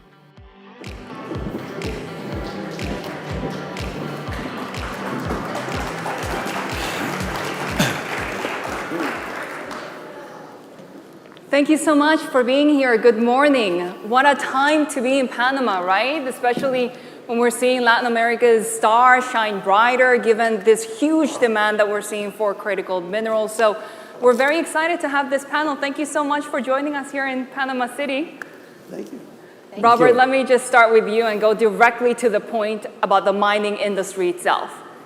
Bob Dylan, 1965, Subterranean Homesick Blues. And to our puzzled audience, what does this mean to you in terms of the mining industry? First of all, that's when he invented rap music. But he had two great lines. You don't need a weatherman to know the way the wind blows. And the last comment in that song is the pump won't work because the vandals took the handle. And that's about the supply chain. The whole supply chain in the world is stressed, and we're trying to build a better world. And you need metals for that better world, very metals intensive, and one of the great places to mine those metals is here in Latin America, but it's really a global mining issue. Are there enough of those minerals right now? And are they being pumped out fast enough? We've seen a 5-fold increase in lithium in the last year. Lithium is distributed all over the world, but it's a lot of work to develop and engineer a mine with the right ESG characteristics to do it properly. Lithium has to be a very pure chemical, as refined, so it's not so easy. And copper metal and nickel metal and other metals needed for electrification of the world economy to reduce global warming gas are going to be an enormous demand. Ivan, what are you seeing on the ground? We know that Chile just avoided some of the most drastic changes to the new constitution when it comes to the mining industry. What does this mean in terms of the mining output and the outlook for your company and the country? Yeah, well, I mean, in more general terms, I would say, copper is needed for the climate change and energy transition. It's a key metal from that point of view for electromobility, for renewable energy. And therefore, it's key that we're able to develop and promote the production of copper, from that point of view. Now, I would say we're probably going into a period in which we expect there will be shortage probably of these key metals, considering all that is happening, the restrictions on supply chain, some of the permit extensions, which and requirements which have been progressing and adding, and we're very committed to responsible and sustaining mining, but it's just taking longer to get copper. So I think we're moving into a phase and a period in which there's almost a new order for critical metals, in which it's going to be hard to be able to meet the required demand going forward. There was some discussion at some stage whether, with what's happening on the geopolitical side, energy security was going to take predominance over energy transition. But I think it's just accelerating the process. It seems that, on the contrary, this is just creating added demand. So from that point of view, we're very keen on being able to produce to meet that demand. And I think there's a lot of changes taking place in Chile, in Peru, in other jurisdictions. We're very keen that those changes are made with a long-term perspective, and that they achieve the right balance to be able to continue to promote investment and the development of the industry. Secretary Avila, how is Argentina adding to the output and perhaps helping demand here? Yeah, well, mining is a key priority in Argentina right now. We know that the world will demand more and more minerals as we transition to cleaner energies and energy efficiency. So I think we're fostering investments from different parts of the world. We're trying to get more exploration in Argentina. We have a tremendous amount of geological production that could be untapped, and we think that's very important to foster those exploration companies to come to Argentina. We know that we have a tremendous potential. We have 6 projects of lithium that are now under construction, and 2 projects that are expanding their current operations, and in the next 5 years or so we can multiply by 6 our current production, so that will give the world the lithium that it demands. And we also have lots of copper projects that are under advanced exploration stages. One is under construction right now. So I think Argentina is a key player in supplying the world the needs that it has into this shifting. Elon Musk was saying recently, get into lithium mining if you want those juicy margins. Are you expecting to see that? Yeah, I think they will give Argentina these projects that I told you before, the 6 projects under construction, and those 2 that are just expanding their operations, will more than multiply our current exports. So we have the current exports by $3.2 billion, and we think that it could be multiplied if we had these projects under development in a few years. But we want these projects to develop under sustainable ESG practices and framework, and that will give not only the exports, but also clear benefits to the communities that surround those projects and that needs further infrastructure and development and skills. So I think it's a multiplier effect in the economy of Argentina. I do want to get into ESG and also really the green technology aspect of this, but Robert, when it comes to financing and when it comes to approaching these different mining projects, what are you seeing on the ground? And are you in lithium as well? I know that you're in copper and other metals. Quietly, we're looking at lithium because I'm involved in a startup that is using lithium metal on one side of the battery. So the next generation of batteries will go from lithium ion to lithium metal. So we're going to increase the energy density of the next generation of batteries and make them safer and drive the car a lot longer range. But just to put this in perspective for your audience, humanity has mined 700 million metric tons of copper since the Babylonian days or ancient Egypt. And that's what built our modern world. That's what built these bright lights in this TV station. To maintain 3% global economic growth, we need to mine as much copper in the next 22 to 24 years as we've mined in all of human history. That's without electrification. We start talking about a new economy and the reduction of global warming gas. The mining industry has to do an enormous amount of work to find the copper metal we need for that transformation. And it's even more difficult to build those mines consciously, sustainably, with the appropriate ESG characteristics, because we can't build a better world and at the same time make a mess of the mining process. I'm very happy to say that my old friend, Andronico Luxic, and then Jean Paul, his family, they're doing an incredible job in Chile. And then I have an old friend, Lucas Landin, who has a new discovery in Argentina, Filo. And so, we just have an enormous amount of work as an industry to enable this new economy to exist. Ivan, what are you seeing on the ground to what really Robert is saying right now?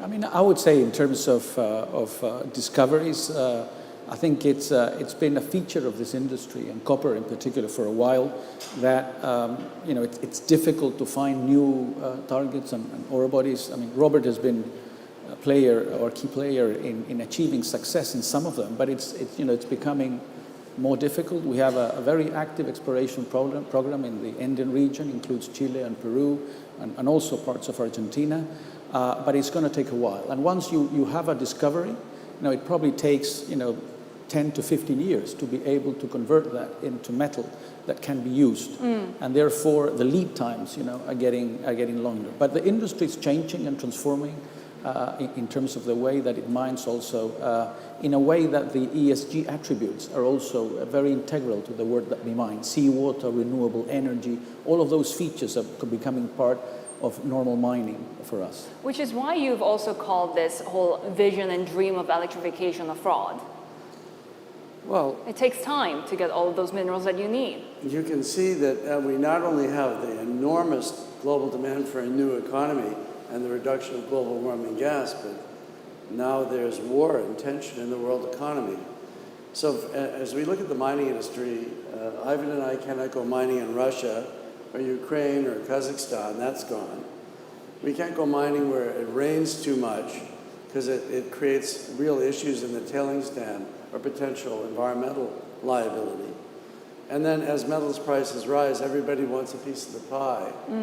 And we have to employ women in mining, and we have to change the software around how the whole enterprise is done. So mining itself has to be in the process of reinventing itself. There's no point in trying to satisfy a better world and then mining in an unconscious way. So the industry has been very conservative, is recently learning how to think differently. We have to figure out where the energy comes from to even do the mining, right? And so I think Antofagasta is a leader, and I think we're leaders in trying to find a new way to mine.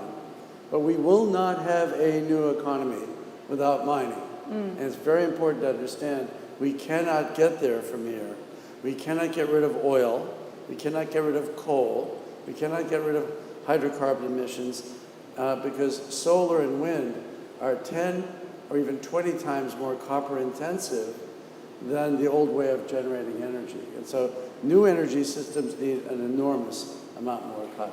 And this new mindset, when it comes to using green technologies in a sustainable way in order to advance the mining industry, Secretary Avila, does Argentina in a way have a latecomer advantage because you're adopting these technologies from the get-go? Yes, of course. We always say that the fact that Argentina started later than other countries and even our neighbors in the region has a silver lining, has a positive aspect. I think that Argentina can introduce the ESG framework from the beginning of the life of the projects. And we know that mining will be, that decarbonization is minerals intensive and mining intensive. But as a government, we want to do a just transition and a sustainable transition. For that, we have to develop this ESG framework from the beginning of the project life cycle. And I think that's a great opportunity for Argentina as a late starter, as you said, also with the women in the industry that Robert was saying. I think that's something that we can start to foster and help from the beginning. I think Argentina has one of the lowest percentages of women in the mining industry from all of the sectors in your country. What, 9% or so? Yeah, 9%. Yeah. 9%, and I think that's very, if you look at the indirect contracts, the number increases a little bit, but it's mainly driven by, for example, catering or some things like hotels. And you see that there's a bias there, that's something that we have to develop with the government. And so it's something that we're taking very seriously to try to get women into the mining industry and to keep women in the mining industry. I think that's a very important thing. I do have an audience question, so if you do have any more questions, do send it from the Bloomberg New Economy app. And is for Ivan, what's the timetable for the expansion project for your mines? And perhaps I would like to add, given that, of course, we're also trying to do this sustainably and conforming to ESG standards. Yeah, we've got two major, I would say, mining districts in Chile. Pelambres is one, and we're finishing the construction of a desalination plant, which will provide the water required for the mine and also expanding the mill. And the next phase is an extension of the mine life, which we expect to initiate in 2025. So that's roughly the timing, brownfield.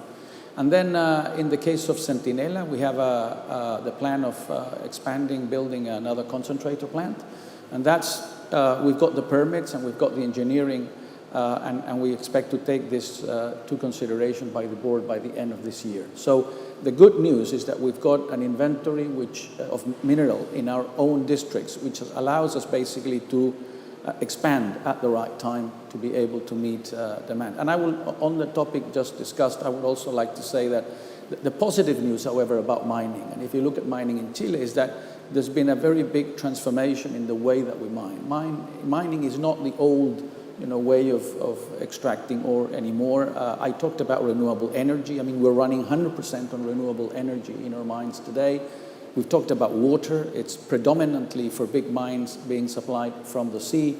In terms of women participation, we are around 17, 18%. So the way that mining is confronting, the challenges of the future is really different. And I think that's a great news, because the metal will be required for the energy transition. And yet the new constitution that Chile is working on right now includes even stricter environmental standards. Does that mean that that will also increase the cost and perhaps the hurdles for more investing in the mining industry? Look, I think the new constitutional process in Chile is still, I would say, working in progress. If you look at what's come out in this sort of initial draft with respect to mining, they're not significant changes to the sort of provisions, but there is a lot that needs to be developed later in law, so we still have to see. So it's still something that it's being worked, but certainly I would say the general trend is that from an environmental point of view, regulations and requirements are going up, and that's a feature in Chile and everywhere, and that's something that we in mining are taking up as we develop our new projects.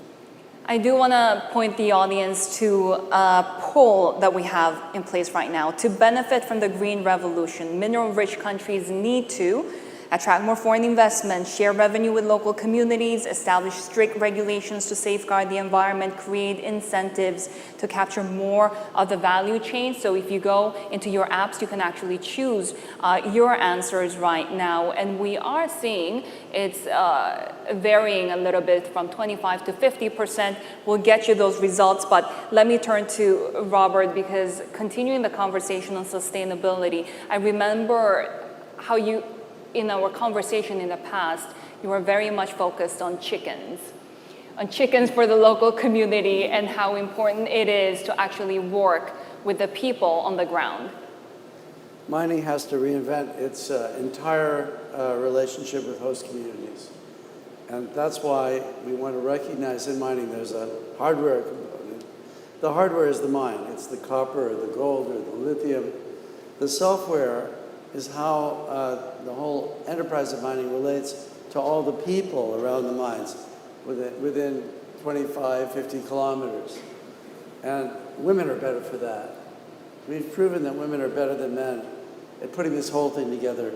Traditionally, the mining industry only worried about the hardware aspect, making money at mining. Now we look at it as a holistic enterprise.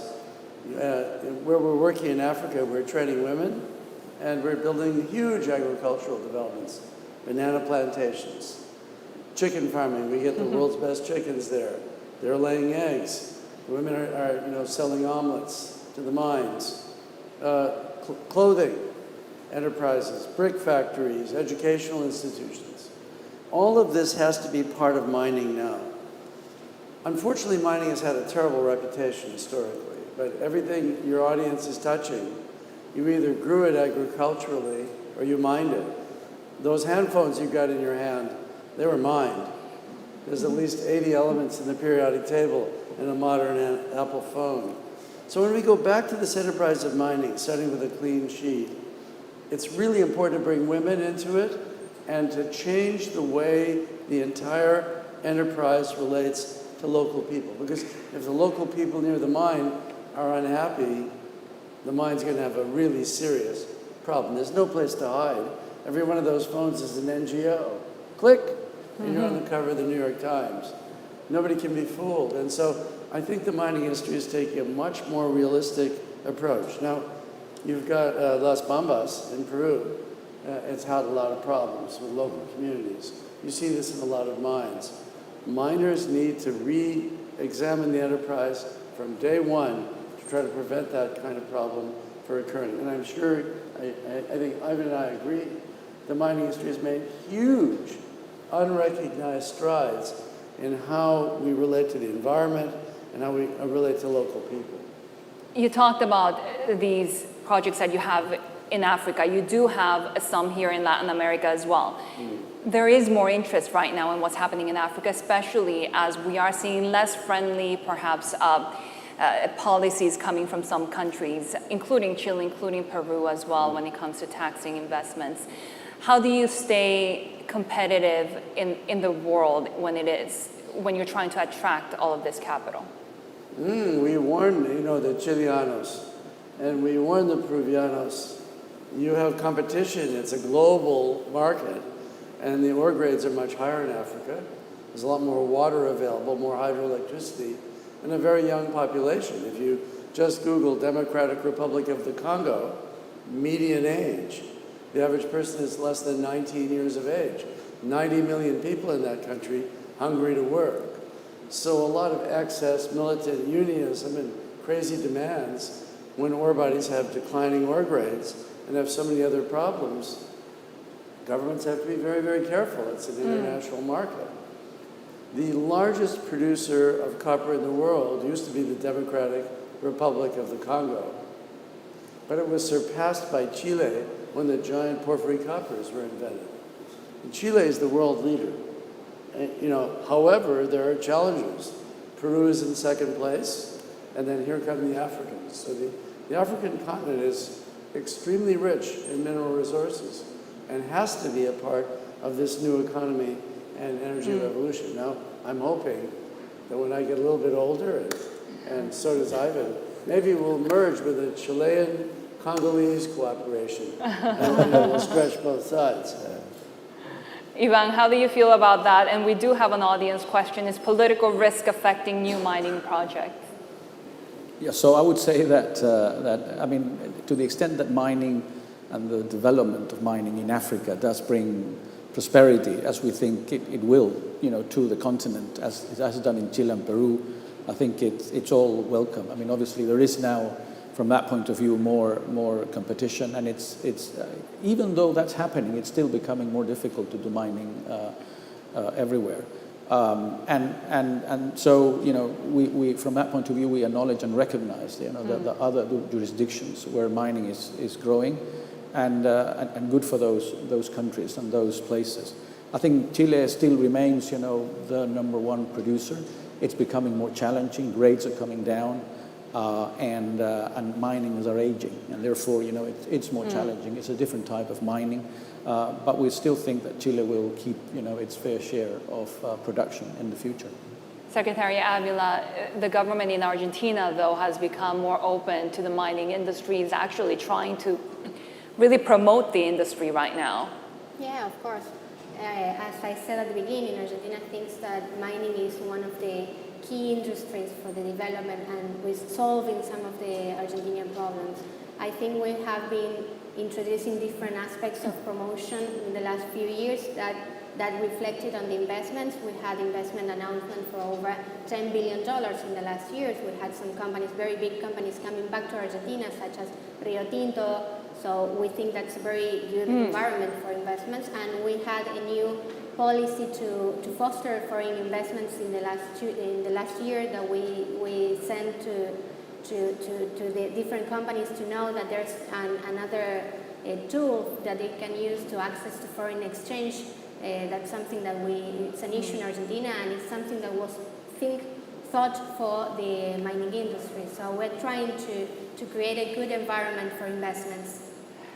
The poll results right now are in. Number C has 38% established strict regulations to safeguard the environment from mineral exploitation. And of course, it seems that the idea right now, especially when we're talking about new economy, is just the long term, right? The long-term outlook. So, Secretary Avila, just tell us a little bit more then about some of the issues that Argentina is seeing.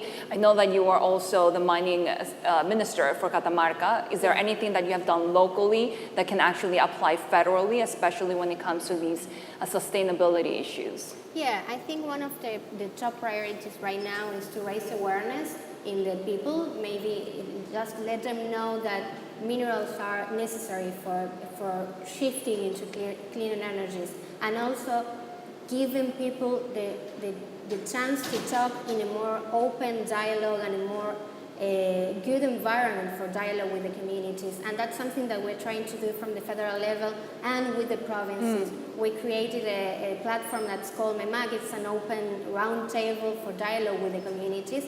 Also a system of information about, open information about mining. We think that's very important to talk with reliable information to the community, and that's something that is on our priorities right now. You're also talking, go ahead. Yeah, no, just a concept to leave with the audience, which I think is important now. So we talk about sustainability. I was looking at the question. Green copper. I think that's something that we've talked about, and I think it's something which it's becoming now a reality. It's possible, not only because copper will help the energy transition, because we can produce copper in a way that is distinctively green. And that's got to do with renewable energy, which in the case of Chile, I mean, we're blessed with having a lot of solar energy and with seawater and other features. But I think that's the aim that we should pursue as an industry, that we're able to get green metals like copper, green copper, to be able to power the energy transition. So it's beneficial from both sides. Robert, some of the technologies that you're excited about, especially when it comes to green technologies. Well, there's no free lunch. If you have a windmill in North America, there are birds flying into windmills, and when you put up a desalination plant, you're making the ocean saltier. But there isn't going to be a new world without copper metal. Yeah. And it has to be mined if you want to get rid of urban air pollution, which is probably the #1 source of poor health globally. And if we're going to realize the kind of better world we need for our children, We just need a huge amount more mining. So I was looking at that poll. You actually need all 4 of those things. You need to protect the environment, but you also need to attract investors. And it's very important to have a better relationship with local communities around mining. Otherwise, they say, wow, you're mining my granddad's patrimony or my grandma's patrimony. You're taking it away to another country. So the whole womb to tomb, cradle to grave system, you could even say sperm to germ. It has to be studied globally, right? It has to be rethought completely. And it will happen. It is in the process of being reinvented. The companies that get it right will inherit the industry, and the companies that won't will die. What about the countries that do it right, and it becomes a geopolitic of critical minerals? The United States is very hungry for mining now. They're realizing that the critical materials the United States needs, not only for the greening of the country, but for the military, don't exist in the United States. So now we have this concept of friendshoring, where the United States will buy minerals from Australia or Canada, maybe consider Chile or Argentina a friend. But now that we are balkanizing the world economy, now that we have the Koreans worried about where they're going to get their metals, the Japanese are worried about where they're going to get their metals, the Chinese are worried about where they get their metals, India is worried, the Europeans for their electric cars, the Americans, it's much more challenging. You can see all the global inflation we have as the integrated world economy is slowly breaking down. Financial markets are worried about this, and in the middle of all this chaos, it's the miners that have to find these metals to give you a new, clean, green economy. And so you can see in that poll, people are very worried about the environment, but paradoxically, you won't have a better environment without these metals. Right. So that's such an interesting subject for everybody to understand. You either grow it or you mine it, everything you're touching. Secretary Avila, question from our audience. Can the Secretary of Mines comment on the idea that's being touted regarding the creation of a lithium cartel? And I think this is one issue that we've been talking about last night on Bloomberg Television as well. Is there going to be a Chile, Bolivia, Argentina lithium cartel, for example, such as OPEC? I think there's something that's very important to point out is, I think the 3 countries of the region have different perspectives on how to produce the lithium, but we have this shared view about what we want to do next with it. So I think there is a very intensive policy from the region to develop further up in the chain, in the value chain. And I think for that we should work together, and we're working together. We have been working in developing new technologies and new capacities and techniques to go further in that value, in that chain of value. I think that's work that we should do together. I was mentioning you yesterday that Argentina has a round table for mining with the 3 provinces that have lithium. That's they join forces to create the lithium region in Argentina, and that's a very important approach, because with those joint forces you can go further and you can work on infrastructure, on developing techniques, on research and development. I think that's a very good way to work, and that's something that we want to replicate in Latin America with the other countries. So I think it's a very good and promising future ahead. Ivan, you've also mentioned the linkage and the need to work together also with the end product manufacturers as well. Yeah, I think that's something that it's an interesting development in the mining industry, especially for metals that are needed for energy transition. We never used to have a very direct link with the manufacturers of end products, and there's an increasing interest in trying to establish that linkage, which I think it's great news, because it just brings the whole value chain together. And it also is reflective of the need that end users are placing on, again, a value chain that's got proper stewardship of environmental and social issues, which I think it's a responsibility of everyone. So I really think that's a good trend. And I think it will bring new uses for copper and also ensure that copper is produced in a responsible way. I was recently speaking to Nissan, and they were talking about perhaps in the future investing in mines for some of the resources that they need. Is Antofagasta in any of those conversations? Look, I think as miner, all of these discussions, I think, open opportunities for us to get closer to our end users and clients. But I think we are miners, and that's what we know, to do, from discovery to production to marketing our products, and that's our interest and our core. But this opens just conversations to be able to meet the demands of our clients in a much more direct way, which is welcome. Robert, how do you see these economies, whether in Latin America or Africa, really climbing up the value chain through mining? I want to just repeat the point that we're in constant touch with the automakers. For example, the automakers want to have electric cars, so they call the big battery manufacturers, CATL in Korea, LG and SK Corporation, Panasonic, and they want to order 10 trillion batteries from 2024 on. And the battery manufacturers say, sure guys, we'd be happy to make the batteries, and then they call us looking for the metals. So we're getting very integrated now. We're realizing that you're just not going to make a gazillion electric cars without these metals. In America, we have 280 million automobiles. Only 1 million are electric. We have 279 million to go. And the lithium prices are already up 5-fold. The metals prices are rising. So it's fundamentally important to remember that the automakers are terrified because they thought they could just dial up these metals. But as Ivan told you, it can take 10 or 15 years to bring a significant mine into production. And so governments have to be very careful about this terrible idea of creating a cartel. These metals are all over the world, and it's really an emergency now.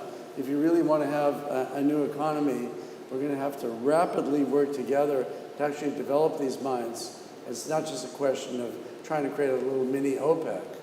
The Saudis, for example, have a lot of experience in oil and gas, the biggest producer in the world. They also want to develop a mining industry.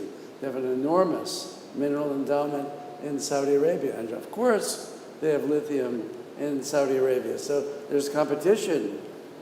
And so you got to be very careful here in Latin America. The old mentality, if you're not very careful, the money will go somewhere else. There's lithium all over the planet. Yeah, I think that's a really good point, Robert. I think that we know from Argentina that we need these minerals right now, and we have to create the environment for that to happen. And I think it's very important not to change the rules. It's something that the companies need to know that there are some set of rules that won't be changed.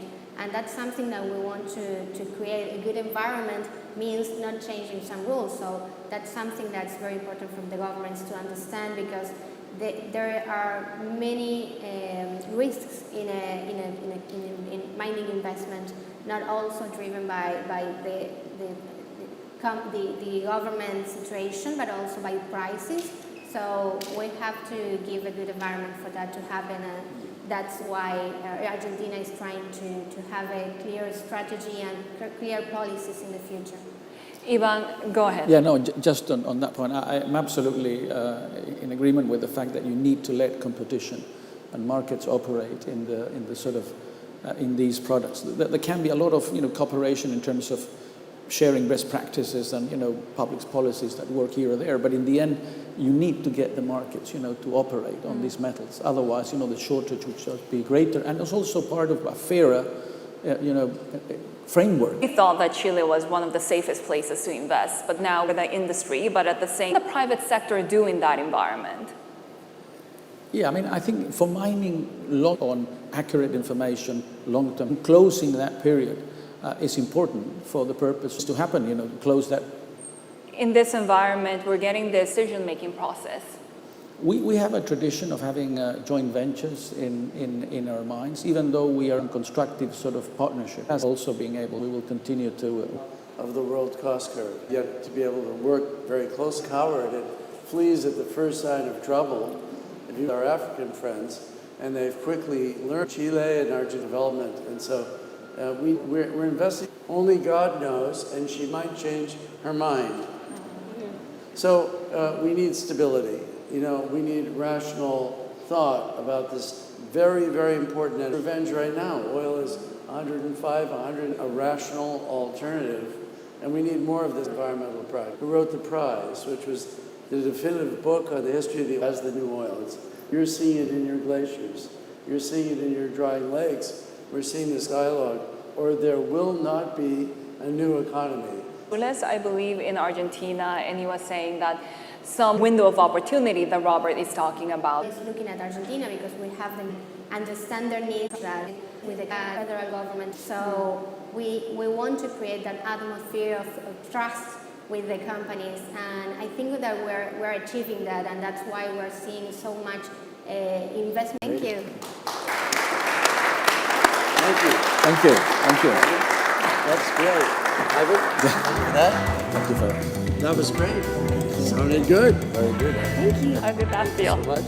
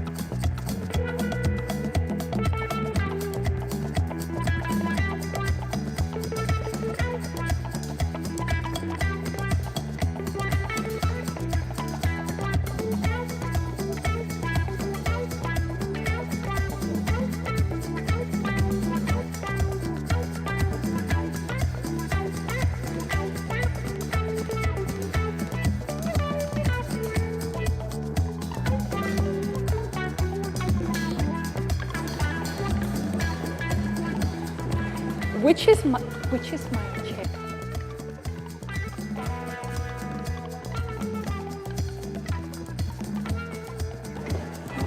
Hi. Thank you so much of Ecuador, Guillermo Lasso. So we will now be connecting very soon. Thank you so much for bearing with us. Buenos días, señor presidente. Que me da Bloomberg para conversar sobre Ecuador delante de La economía de Latinoamérica también. Claro, usted nos ha dicho. Habían recibido una dosis y por eso habían medidas de restricciones de circulación, había toque de queda, público prácticamente vacío. Un año más tarde, en nuestro gobierno hemos logrado vacunar al 83% de la población ecuatoriana con 2 dosis, al 35% con 3 dosis, y ya estamos aplicando la 4ª dosis y preparados para quedarnos por lo menos una década más con la secuela de la pandemia, para lo cual tenemos vacunas y vacunas suficientes para todos los ecuatorianos. Y eso ha ayudado mucho a su economía. Esto ha ayudado mucho al PIB en el año 2021. Termine en el 150.000 ecuatorianos. En contexto, el Ecuador venía de bajar en el 2021 a 4, mantengan los altos. Entonces, ¿qué significa eso para su? En este año acabamos de junio, apruebe un desembolso como todo nuestro plan en sectores industriales, prácticamente los sectores Claro. de la Bien, con la guerra en Ucrania, hemos visto a Ecuador. En primer lugar, yo debo de expresar como presidente del Ecuador el pesar por esta guerra. Y vivimos una situación de vulnerabilidad. Salimos de la pandemia y entramos en una guerra, lo cual no tiene mucho sentido para la humanidad. En cuanto a la economía, y claro, ahí hay algunos beneficios de exportaciones de banano y flores a Rusia y a Ucrania. A pesar de aquello, el monto total de exportaciones privadas no petroleras al mundo del año 2019 prepandemia. Y eso es algo que nos tiene muy motivados, porque además en el primer trimestre impacta a todos los insumos que importa el Ecuador, por ejemplo, insumos agrícolas. En concreto, la urea ha subido de precio notablemente y debemos y vamos a hacer un esfuerzo como país para que este impacto de la inflación global no cause efectos sustancialmente negativos en la economía ecuatoriana, especialmente en los consumidores, en las familias. Al menos desde Ecuador, mi visión es que no veo para Ecuador al menos un riesgo de default en lo absoluto. Tenemos un año, con todo lo que le he contado a usted, un año donde la caja fiscal va a vivir uno de sus mejores años en los últimos 15 años en Ecuador. Yo creo que eso es muy positivo. Así que no veo el impacto de la inflación global en el incremento de precios de productos de insumos agrícolas como la urea, como le he mencionado, pero no veo un riesgo de default en América Latina. Su economía está mejorando muchísimo, ha hecho muchos durante su presidencia, pero también se enfrentó a muchas crisis políticas, ¿no? La crisis de carcelería, los problemas en la asamblea también. Hemos visto el costo en el mercado de bonos. ¿Cuál es su mensaje para los inversionistas que están viendo a Ecuador? Bien, ciertamente que tenemos un problema de seguridad. El Ecuador por primera vez está frente a un mal que ha afectado a muchos otros países de la región, y es el crimen organizado y las bandas de narcotraficantes. Pero no estamos solos. Contamos con el apoyo de Estados Unidos, el apoyo de Israel, el apoyo del Reino Unido, de Colombia, quienes como buenos amigos y hermanos nos están respaldando en una lucha que no es fácil, que durará un poco de tiempo, pero que estamos en una etapa de contención para luego entrar en una etapa de reducción de los niveles de violencia. Ahora, esta es una realidad que han vivido países como Colombia, países como México.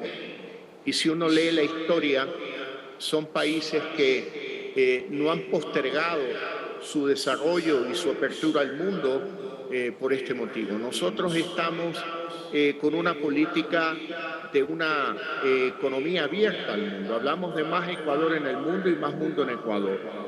Estamos a punto de terminar formalmente un tratado de libre comercio con México que nos va a permitir entrar a la Alianza del Pacífico hasta fines de año. Estamos iniciando negociaciones con China para un tratado de libre comercio, con Corea del Sur, y acabo de venir de Israel firmando un memorándum de entendimiento para iniciar negociaciones de un tratado de libre comercio. Y con los Estados Unidos estamos llevando a cabo esfuerzos para un comercio justo. Y creo que eso se inscribe dentro de esta política de más Ecuador en el mundo y más mundo en el Ecuador. En materia de más mundo en el Ecuador hablamos de inversiones.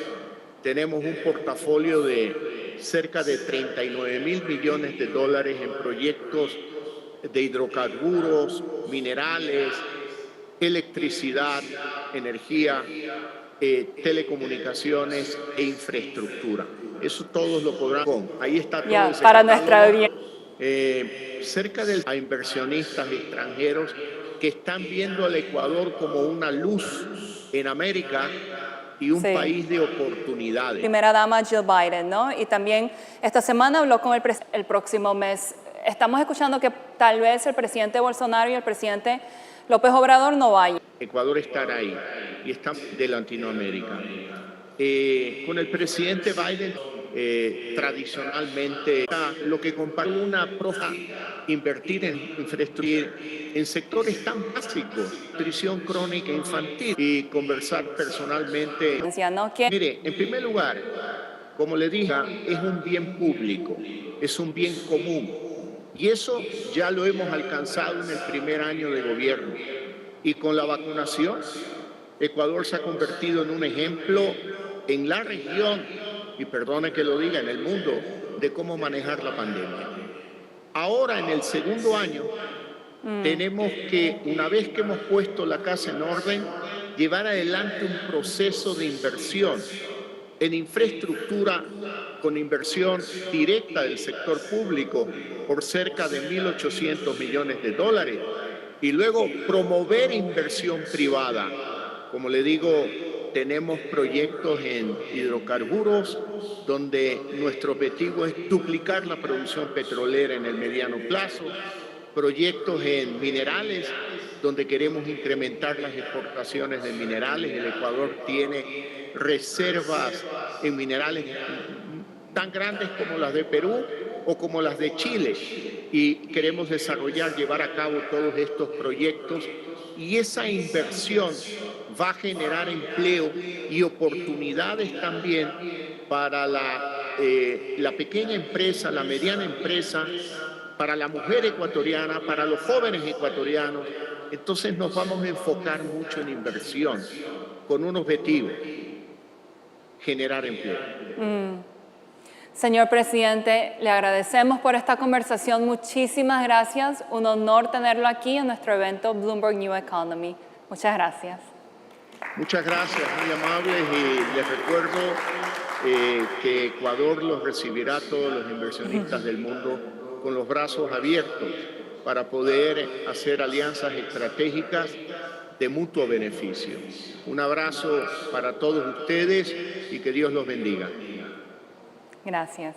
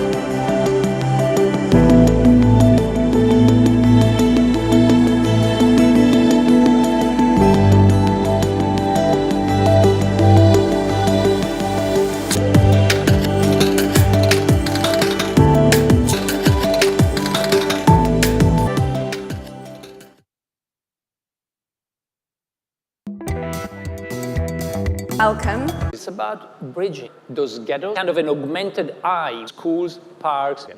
You say all of it. Can cities Self-spend. We get passionate, more common. So easy.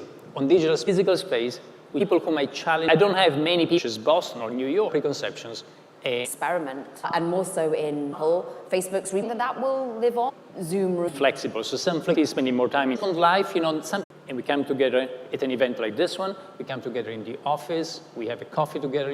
When we meet in physical space, the important thing is that then is when we need to build those weak ties. We need to build those new links that actually sustain our social networks. So one call to the audience, one thing you'd love to see to ensure that this optimism, this coming together, this sharing of caffeinated beverages becomes a reality? Well, maybe have more coffee. I think coffee actually has been proven as, promoting some of the dynamics we are saying. And so maybe that's a good way to end. There speaks a good Italian. He might be an international man of mystery, but still has his roots. We thank you so much. Absolutely fascinating, of course, of MIT, and the Seeable City Lab. We thank you, Carlo Retti. Thank you, Karen. Thank you all.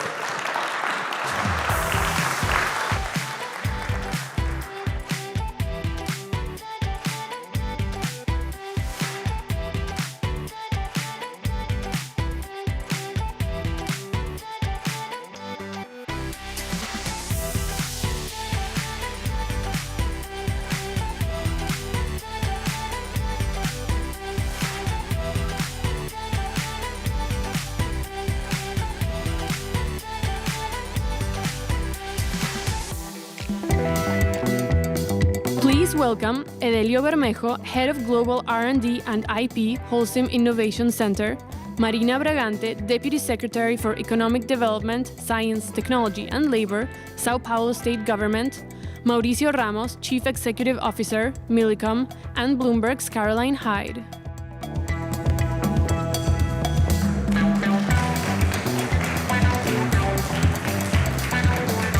You go in the middle, sir. Go in the middle?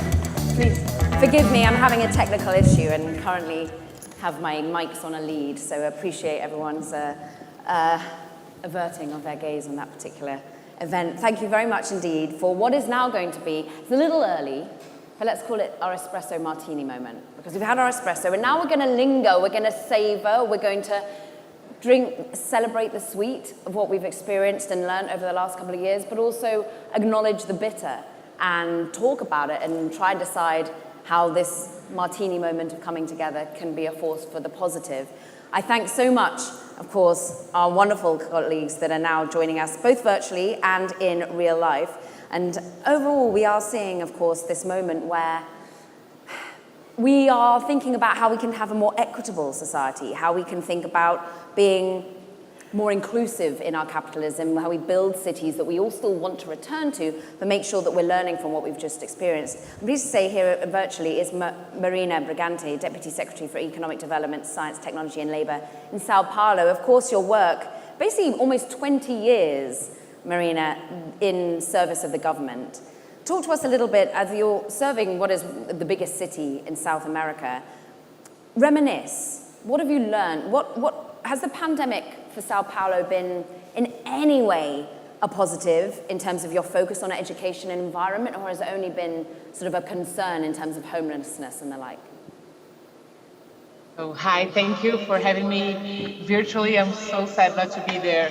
So, yeah, I'm now working for the state of São Paulo. In the state of São Paulo, we have both Borá, which is the second smallest city in the country with less than 1,000 inhabitants, and also São Paulo City, our capital, with more than 200 million inhabitants.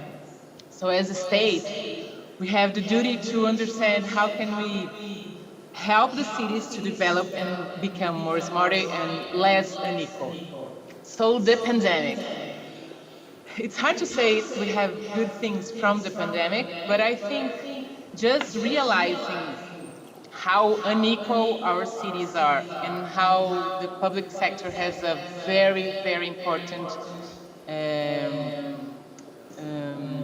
issue on that. We really need to look at it and build public policies that use our diversity. We are a very diverse country as an asset and not as a problem. So when we look at the favelas, as we were just talking about in the last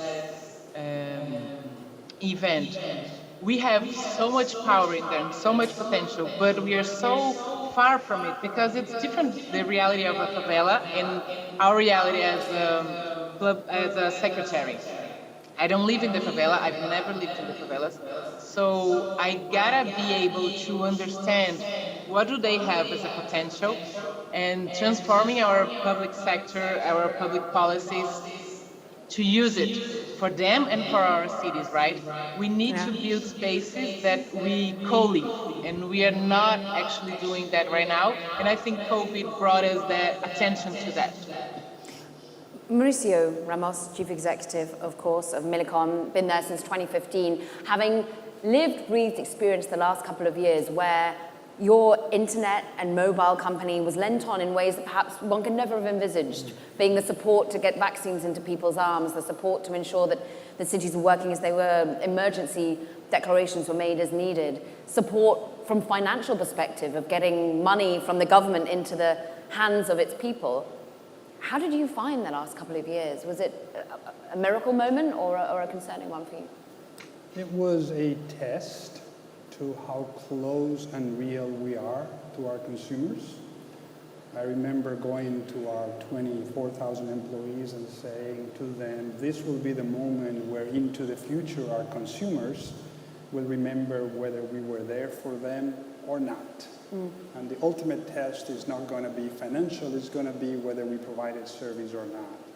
There was a huge difference. In America and in the developed economies, there was a lot of money being printed, a lot of subsidies being given, and the population used those largely to pay for broadband.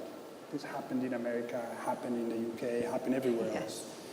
In our countries, we knew governments could not afford to give subsidies, but our clients, all 45 million mobile and 4 million residential broadband clients, all would continue to need to use more and more broadband, but they would be either out of work or simply financially constrained with no subsidies at hand. And most governments would look to us to provide what at the time I called the 3 Fs. Telecom services for free, for everyone, and forever, indefinitely. So the biggest challenge was to be able to say to governments, we cannot do that. Big as we are, we'll go broke within months, just out of liquidity. And at the same time, to our consumers, we'll be there for you. So we went to many governments and said, we will provide service on a segmented basis, lower tier, so that everyone remains connected. We guarantee you that. Nobody will go without connection. It will be for free. Wow. But allow us to do it on a segmented basis, meaning it'll be a lower tier, because we have the ability as a business to know when somebody can pay and when they cannot pay. And therefore, those who cannot pay will have service, and then allow us to bring them back into paying customers. And the customers were okay with that? Yes. It wasn't without some friction, but ultimately, here's the proof of the test. No company can provide free forever for free. That cannot be done. Throughout the pandemic, we had almost 1 million residential broadband customers for free. Wow.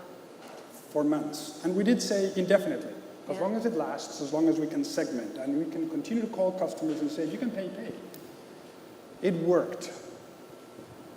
We did tell our communities, we'll be there for you. We did tell our customers, we'll be there for you. We told our employees, and this was part of the deal with all 9 governments, we will not lay anyone off.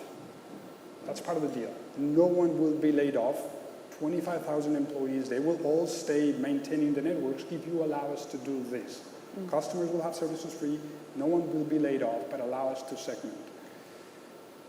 We did tell our investors, however, because nothing's really for free, right? That they were footing the bill. And basically told our investors for 2 years, there'll be no dividends, no return to investors. You have to trust us that this is the long-term sustainable thing to do for our communities and for our customers. As we finish the pandemic, we finished with 3 more million mobile subscribers, all paying, and about 750,000 more cable residential broadband subscribers. So what I'm telling you is it worked. But will they stay if you start charging them? They're staying. They're all paying now. Fascinating. Adelio, from your perspective at Holcim, of course, huge cement company, I can only think of how much everyone was suddenly wanting to build, wanting to improve this. I'm very much speaking of the United States and developed nations had this housing boom where we'll suddenly talk about lumber more than I ever expected we would on a normal basis. And the shortage thereof. How did you ensure that you were innovating at this time? How are you making sure, with your more than 2 decades of experience within the cement industry, you are now looking at R&D, at IP. How do you remain focused on that when the world's sort of at its knees trying to work out this crisis? Yeah. So we really need to focus on bringing innovation to the cement and concrete industry, because this is an industry which has been improving its productivity but at a very, very low pace. And then what we've seen is that there is a key challenge, which is the climate change, definitely. But it has been impacted somehow by the pandemic. What we've seen in the last 2 years is that I have 3 main statements that I've found is that, first of all, the climate policies that were to be implemented in the countries have been postponed because the urgency was the pandemic. Yeah. And then it's creating an even higher sense of urgency to decarbonize the industry, to decarbonize the concrete industry, and to make sure that the needs for the next generations, the needs for the 2050, increase in terms of infrastructure, in terms of urbanization, in terms of growth population, which is demanding concrete. These needs have to be supplied by the industry. And then we need to supply this industry, this demand, and at the same time to decarbonize. So this is something which is extremely important today. And because of the pandemic, the sense of urgency has even increased. That's the first element. The second one is, in terms of urban planning, we need to redefine the way cities are planned today, are designed. And we know that the pandemic has changed the way we're traveling, the way we're working. And then we need to redesign the cities with more walking, pedestrian areas, more cycling areas, and at the same time to make sure that the cohesion of the communities is there, increasing the resilience to the pandemic, because otherwise they are disconnected from the rest, and that's something absolutely important. And the last point, if I may, is housing. You need to redesign the way houses are done in a more adequate, low carbon, truly affordable, and connected, because people will be living more and more in their houses due to the pandemic, due to the way of working, and then we need to redesign individual houses as well. Let's talk about cohesion. I like the word that you used there. And you are all 3 players that need to work together to have this sort of a future, to make it sure it's connected and make sure that we've got some of the innovation in terms of heat storage that you're currently offering, Adilio. But also, Marina, you're the person who's thinking about the planning of this. Is Sao Paulo redesigning itself, thinking about how its cities work? I saw you nodding furiously when we're thinking about more pedestrians, more bike sharing. How is that becoming a reality for you?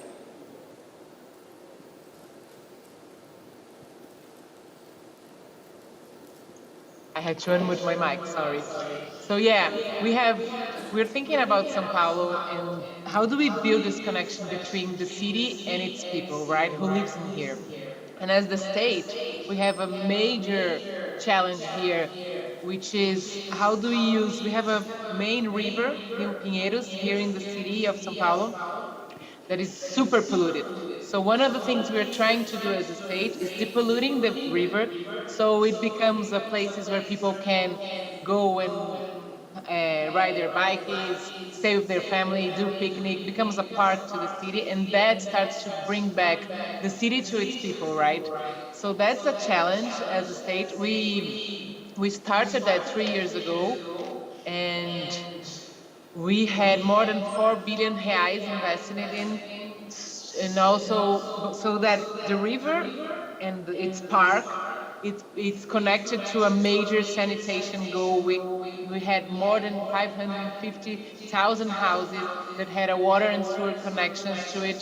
So I gave that example to be clear that it's a challenge that faces very different realities, and we as a state government had to build a connection between different perspectives, different secretaries, and understand that the environmental challenge is also connected to the diversity, to the unequal challenge, and we had to use technology to that.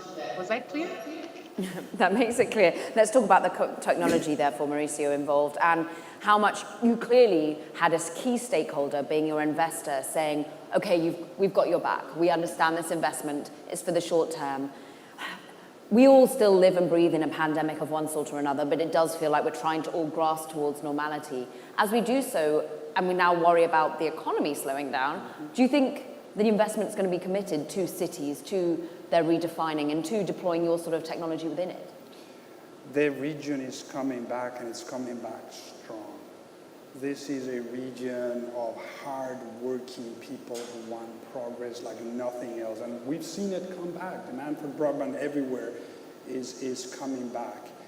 When we think about cities and smart cities into the future, we think of effectively, and this is important, two types of infrastructure. You have physical infrastructure, the roads and the parks and the highways that everybody shares. And then you have a digital infrastructure that is perhaps not seen, but it's equally important. And that's our part, that's our job, to make sure that what we call those digital highways are being built at the very same time. So that's fiber into the ground, wireless antenna that provide connectivity for people as they walk down the streets and at home and in businesses. And that's how we view our role going forward. And that's how we provide that connectivity to individuals, to businesses, and to the homes. But when we think about smart cities, we need to work a lot closer with governments. And we've set up a specific unit to cater to work with municipalities, states, and government entities. We have about 1,200 relationships with different state, municipal, and federal governments to work on smart city projects. Because that is not us going directly to consumers, which we do normally. That is us working with governments to provide Wi-Fi for parks, or maybe disburse subsidies, as we've done in certain key parts where we operate, or help them meter energy services. What's in it for you? Are you getting paid by the governments, or is it about really owning that customer, that they're like, oh, they're there for me in the park in the same way that they are for me at home? These are commercial relationships, and they need to be put in place in a manner in which is sustainable, right? Sustainable means our investors in Stockholm, Boston, New York are getting a return, and as a result of that, they are giving us, again, more money next year and the year after to keep doing more. So these are all commercial relationships, but they're private-public partnerships, right? If the Empresa Eléctrica de Guatemala wants their energy metered, we have the fiber network to go do it. If the government of Medellin wants to measure emissions in their public transportation, we can help with that. And those are the kinds of things that are getting our cities to be smarter. If the government of Honduras, when hurricane hits, they want money disbursed, then we can disburse that through our fintech arm. And these are all partnerships that require both of us to work together.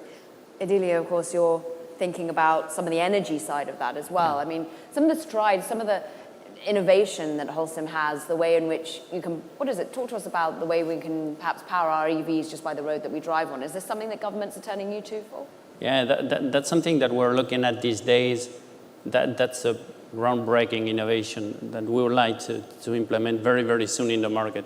This is linked to the e-mobility. This is linked to the electric cars. And the way we could charge while in motion, any type of car, any type of electric vehicle, can be a bus, can be a scooter, can be a car, and to make sure that with the concrete that is by induction, charging without plugging the car, you will save a lot. You will save a lot in the weight of the car, you will save a lot in the weight of the battery, you will save a lot in the autonomy of the car because the weight of the car itself is going down. So definitely that's something, we're at the very early stages of this, but we're already doing some pilots in warehouses for the forklifts, in some buses, stations, in some cities. So here, that will redesign the way the cities are organized. That will redesign the way the cities will connect and will need electricity for their traveling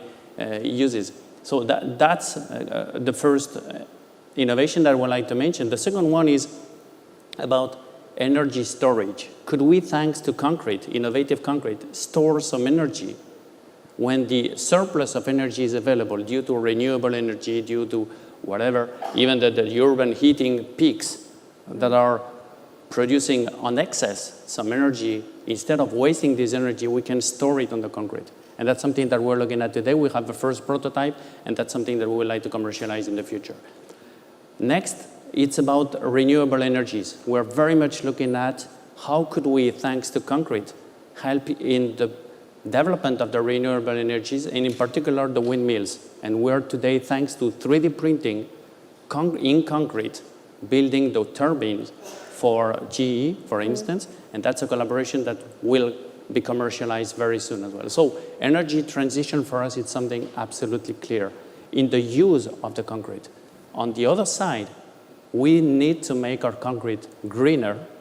We need to make our concrete more circular using the different materials that are already available in the cities, in particular the waste from demolition, the construction demolition waste is for us a urban mining exceptional, because that will be used as an aggregate, that will be avoiding depleting some natural resources, and then we will be preserving the nature, and at the same time we will be reusing, recycling this concrete demolition waste to be reused as a construction material. So this is the circular loop that we really need to promote in a smart way, green, circular, and to be commercialized extremely soon. Edilio, you said to start with that maybe the pandemic unfortunately set back people's focus on the environmental. Yeah. And do you worry now as we face continued supply chain headaches, to put it mildly, when we're worried about the strength of the US dollar, what that means for emerging markets, when we're seeing assets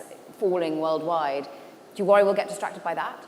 Yeah, definitely. We need to be stronger by that, because this is the future of the planet and we need to take care of it now. This is the decade we need to make it happen. But who's listening? Are you talking to governments that they need to listen to that? Who needs to come together to make that a reality? We need to discuss at the level of the construction value chain. So that's something that we need to discuss with the customers. We need to discuss with the designers, the architects. The architects have to think about, how can I make this building integrating already that it will be smarter, that will be greener, that it will be circular, in order to reuse the materials that I will use right now, but I will reuse it in 50 years from now. So all in the value chain has to think about, how can I make it greener, more circular, and then this smart design, placing the right material at the right place, but not more than this.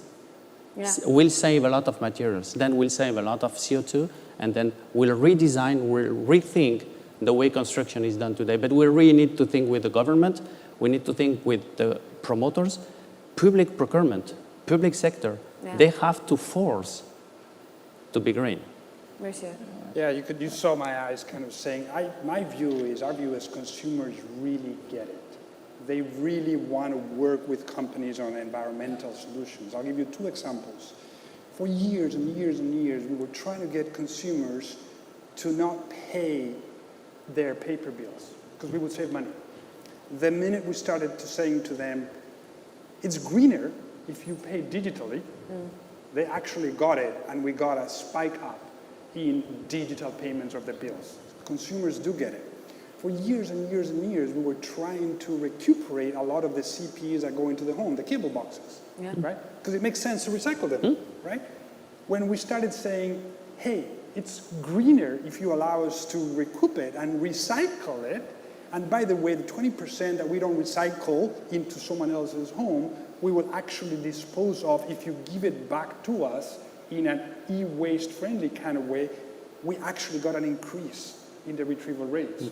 So we really believe consumers get it and want to be part of environmental solutions. Even when costs are going higher, even when you're seeing perhaps a consumer you're going to have to start charging a little bit more for because prices have gone up for you and maybe you have to pass it on to the consumer. The solution to that is to always give them a little bit more as you tell them that prices are going high. Because people want and are willing to pay more if you're giving them a better service, more broadband, better speeds, and then they'll be able to foot the bill a little bit better. Are they having to foot a bigger bill at the moment? believe in consumers, really believe in consumers. When you offer them more for more, they get it. And are you still subsidizing the low income at this moment? Are they still happy to see that when we are sort of exiting this extraordinary period? Interestingly, we did keep the low tier product as a way to keep customers that can't pay. And when you think about it, it is socially correct, but it's also good business because we don't have to go in and disconnect them, send a truck roll and retrieve the CPE. They remain connected, and at the time when they're ready to start paying the bill again, they're already connected with the low tier service. So it actually does work from a business point of view. Marina, from a government, public point of view, I know you're someone who's so acutely aware of inequality and trying to diminish that. Is your force of a city, the work you're doing in Sao Paulo, able to, as we see a less optimistic economic picture start to evolve, you able to still close that gap somewhat with the work that you're doing for a smarter city? Yeah, I think so. And if you allow me, you ask who has to be sitting in the table to understand that everyone is connected, everyone is responsible to make